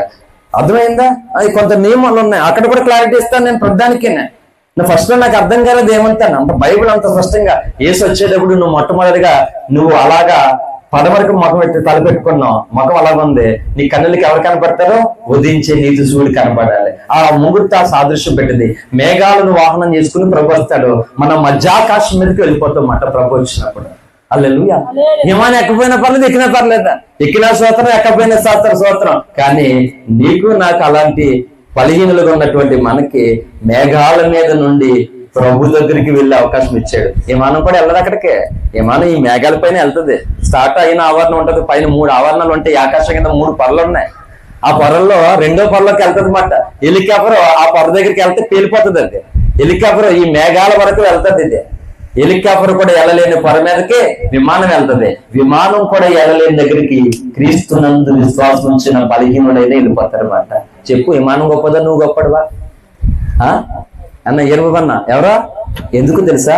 ఇది పట్టుకున్నావు గనక. విమానం కంటే నువ్వు నేను గొప్ప కాదు, ఇది పట్టుకున్నావు గనక విమానం వెళ్ళలేని స్థలానికి నిన్ను తీసుకెళ్తున్న దివ్య గ్రంథం. ఈ గ్రంథానికి నీ బ్రతుకులో చోటు లేకపోతే ఎలాగెళ్తావు నువ్వు? విమానం మాత్రం ఎక్కగలవు, కానీ విమానం వెళ్ళలేని స్థలానికి నువ్వు ఎగరలేవు. అందుకని యెహోవా కొరకు యెషయా గ్రంథం 41 చెప్పినట్లుగా యెహోవా కొరకు ఎదురు చూసేవాడు నూతన బలం పొందినవాడు పక్షిరాజు వలె తమ రెక్కలు చాపుకుని అలయక పైకి ఎగురుతాడట, అలయక పరిగెత్తుతాడంట, సమస్యలకు ఉంటాడట. కాబట్టి నేను చెప్తున్నాను సోదరులారా, మరణం అనేది ప్రతి వానికి వస్తుంది. వీరికి రాదు, వీరికి లేదనేటువంటిది ఏముండదు. ప్రతి వానికి మరణం ఉంది. ఏ క్షణం వస్తుందో తెలియదు. ఈ రోజు ఎలా గడిచిపోతుంది, రేపు ఎలా గడుతుందో తెలియదు. పడుకున్న మనం లేస్తామో లేదో తెలియదు. అంటే మన జీవితానికి నో గ్యారంటీ, ఏమీ లేదు మన జీవితానికి. మనం కొనుక్కున్న ప్రతి వస్తువుకి గ్యారంటీ ఉంది. కాబట్టి నువ్వు నమ్మితే స్వర్గం అని దేవుడు చెప్పాడు, నమ్మకపోతే నరకం అని కూడా దేవుడు చెప్పాడు. కాబట్టి నువ్వు బాప్తిజం పొందుకుని నువ్వు దేవుని మాటలు పాటించకుండా ధనవంతులాగా నీకు నచ్చినట్లు బ్రతితే చెప్పి ఏది గ్యారంటీ? నరకం గ్యారంటీ. బాప్తిజం పొందుకొని దేవుని యందు లోబడి ఒకవేళ నీ జీవితంలో నీకు సరైన తిండి లేదు, సరైన బట్టలు లేదు, సరైనటువంటి వసతులు ఏమీ లేవు, అందరికంటే చాలా దీనస్థితిలో ఉన్నావు, అయినా సరే నీవు పొందిన రక్షణ యొక్క గొప్పతనాన్ని, ఆ విలువలను నువ్వు కాపాడుకొని బ్రతుకుతే పరలోకానికి ఎవరు వెళ్ళారట? బేదరాజులు వెళ్ళారట. అబ్రాహాము భక్తుడు, శ్రేష్ఠ భక్తుడు, విశ్వాసులకి తండ్రి. ఆయన రొమ్మున అనుకున్నాడు అబ్రాహం. మరి ధనవంతుడు వెళ్ళచ్చు కదా అక్కడికి? వెళ్ళిపోయాడు. తన ధనం తీసుకెళ్ళిందా? నీ ధనం ఒక ఊరికి తీసుకెళ్దేమో గాని నీ ధనం పరలోకి తీసుకెళ్ళడానికి పనికిరాదు. నీ ధనాన్ని దీని కొరకు ఉపయోగిస్తే తీసుకెళ్తుంది అన్నమాట. హల్లెలూయా. అంతేగాని షోరూమ్ లోనో లేకపోతే ఇంకో రూమ్ లోనో తాగేవాడు తాగడానికి, తినేవాడు తిండుకో ఉపయోగిస్తే అక్కడ తీసుకెళ్దు. హాస్పిటల్ తీసుకెళ్తే తిండి ఎక్కువైపోయి తాగడం ఎక్కువైపోతాయి. హల్లెలూయా. అదే ఈ సత్య స్వార్థ కొరకు, స్వార్థ ప్రకటన కొరకు, బేదల పోషణ కొరకు, రోగుల ఆరోగ్యము కొరకు నీ చేతనైన సహాయముగా నీ ధనాన్ని, నీ జ్ఞానాన్ని, నీ ప్రేమను పంచినప్పుడు లాజరు వెళ్ళినటువంటి స్థలానికి నీవు నేను వెళ్ళగలను. అలాగన మరి మా బాబాయ్ చివరిగా ప్రార్థనకు ప్రభుకి తన చోటిచ్చాడు, దేవుడితో ఒక వడంబడిక చేసుకున్నాడు. అందుకనే ఈ కృతజ్ఞత, ఈ యొక్క జ్ఞాపకాల కూడిక, ఆదరణ కూడిక తన బాప్తిజం పొందకపోయినా పెట్టుకోవడానికి ఇది అసలైనటువంటి కారణం. కాబట్టి ఇంకా ఉన్నటువంటి మా మేనత్తలు, కుటుంబస్తులు, నా తమ్ముడు, మరదలు, ఇంకా ఉన్నటువంటి మా సహోదరులు అందరూ బాగుండాలని మా కోరిక. మతం మారాలని కాదు, ఎందుకంటే మేము మతంలో లేము. ఈయన దొరికాడు మాకు, ఆయన చెప్పినటువంటి జాడ దొరికింది. అక్కడ చాలా సంతోషంగా ఉందంట, చాలా హ్యాపీగా ఉంది. ఆ సంగతి తెలిసింది. అది మా బంధువులు కలిగి ఉండాలి, మా రక్త సంబంధులు కలిగి ఉండాలి, మా ప్రాంతం కలిగి ఉండాలని ప్రేమ తప్పగానే మేము మతంలో ఉన్నాం, మీరు మతంలో ఉంటే మతం కాదు, అది మతంలో లేము.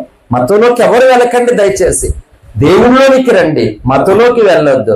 మానవత విలువలను కలిగి ఉండండి, మూఢ ఆచారాల్లోనూ ఉండొద్దు. కాబట్టి ఇలాగన మిగిలినటువంటి మా బంధువులు అందరూ కూడా అలాగన ఆ సత్యలోకానికి కూడా వారు అర్హులవ్వాలని వచ్చినటువంటి మీరందరూ కూడా ప్రార్థించాలని ప్రేమతో వేడుకుంటూ ఈ మాటలు ముగిస్తూ ఉన్నాను. దేవుడు మన వెనుకల్లో ఆశీర్వదించును గాక. ఆమేన్. ప్రార్థన చేసుకుందాం. ప్రార్థన అందరూ కూడా అలాగన ఈ కార్యక్రమానికి వచ్చాం. బీద లాజరు ధనవంతుడు, ఒక గొప్ప ధనవంతుణ్ణి, ఒక బలహీనమైనటువంటి బీదవాడిని, దరిద్రుని ఇద్దరిని పరిచయం చేస్తూ ఉన్నాడు దేవుడు. ఒకరేమో ఇద్దరు దేవుణ్ణి కలిగినటువంటి వారే, కానీ ఒకరేమో దేవుని ఆలోచనను ఏమాత్రం అర్థం చేసుకోకుండా, దేవుని విలువలను ఏమాత్రము పట్టించుకోకుండా తమకు నచ్చినట్లుగా బ్రతికి ఈ లోకంలో తన జీవితాన్ని అంతా వృధాగా జరిగించేసి ఇగో ఆరిని అగ్ని గంధకాలోనికి వెళ్ళినటువంటి ఒక భాగ్యవంతుడు నీకు కావాలా? లేకపోతే తినడానికి తిండి, కట్టుకోవడానికి బట్ట, ఉండడానికి సరైన స్థితి లేకపోయినా మానవతా విలువలను కలిగి, బంధు విలువలను కలిగి, ప్రేమ కలిగినటువంటి వాడిగా, దేవుని యందు భయభక్తులు కలిగిన వాడిగా, ఆ అనారోగ్యంతోనే బలహీనతతోనే అతడు యథార్థత కలిగి భయభక్తులు కలిగిన వాడిగా ఉండి దేవుని రాజ్యంలో వారసుడయ్యాడు. ప్రియ సోదరి సోదరుడా, ఈ ఇద్దరిలో నీకెవరు కావాలి? ఎవరు స్థలాన్ని నువ్వు కోరుకోవాలో చాయిస్ ఈజ్ యువర్, నీ ఇష్టం. ఇది ఎవరిని బలవంతం చేసేది కాదు. కాబట్టి నేనైతే లాజర్ను కోరుకుంటూ ఉన్నాను. ఏ అర్హత యోగ్యత లేనటువంటి వ్యక్తిని ఏ ఇంటికి ఎవరు రానియరు. కానీ ప్రభు మాత్రం పరలోక రాజ్యానికి వారసుని చేశాడు. ఆ దేవుడు నాకు కావాలని మనసారా నేను కోరుకుంటున్నాను. కాబట్టి దేవునికి నీకు అడ్డిగా ఏ వ్యతిరేకత ఉందో సోదరి సోదరా, నువ్వు ఒకసారి ఆలోచన చేసుకో, తెలుసుకో. దాని నుంచి విడుదల పొంది మూఢత్వాల నుండి, మూఢ ఆచారాల నుండి దూరమయ్యి ఇగో దేవుని నియమాలను తెలుసుకుని ఈ లోకంలో జీవితం ముగించబడిన తర్వాత ఆ పరలోకానికి, ఆ స్వర్గానికి, ఆ దేవుని స్థలానికి చేరాలని, ఆ నిత్య నాశన నరకం తప్పించుకోవాలని అనే సమాజమును, క్రైస్తవ సమాజాన్ని కొరకు కోరుకుంటూ ఈ మాటలు ప్రకటిస్తున్నాను. ప్రార్థన చేసుకుందాం. ప్రేమ కలిగిన తండ్రి, నీకు వందనాలు. ఈ దినమున ప్రభా బాబాయ్ గారు అయా నాయన ఇక కార్యక్రమాన్ని మొదట ప్రథమ వర్ధంతి కార్యక్రమం ఇలాగే ఏర్పాటు చేసుకున్నాం.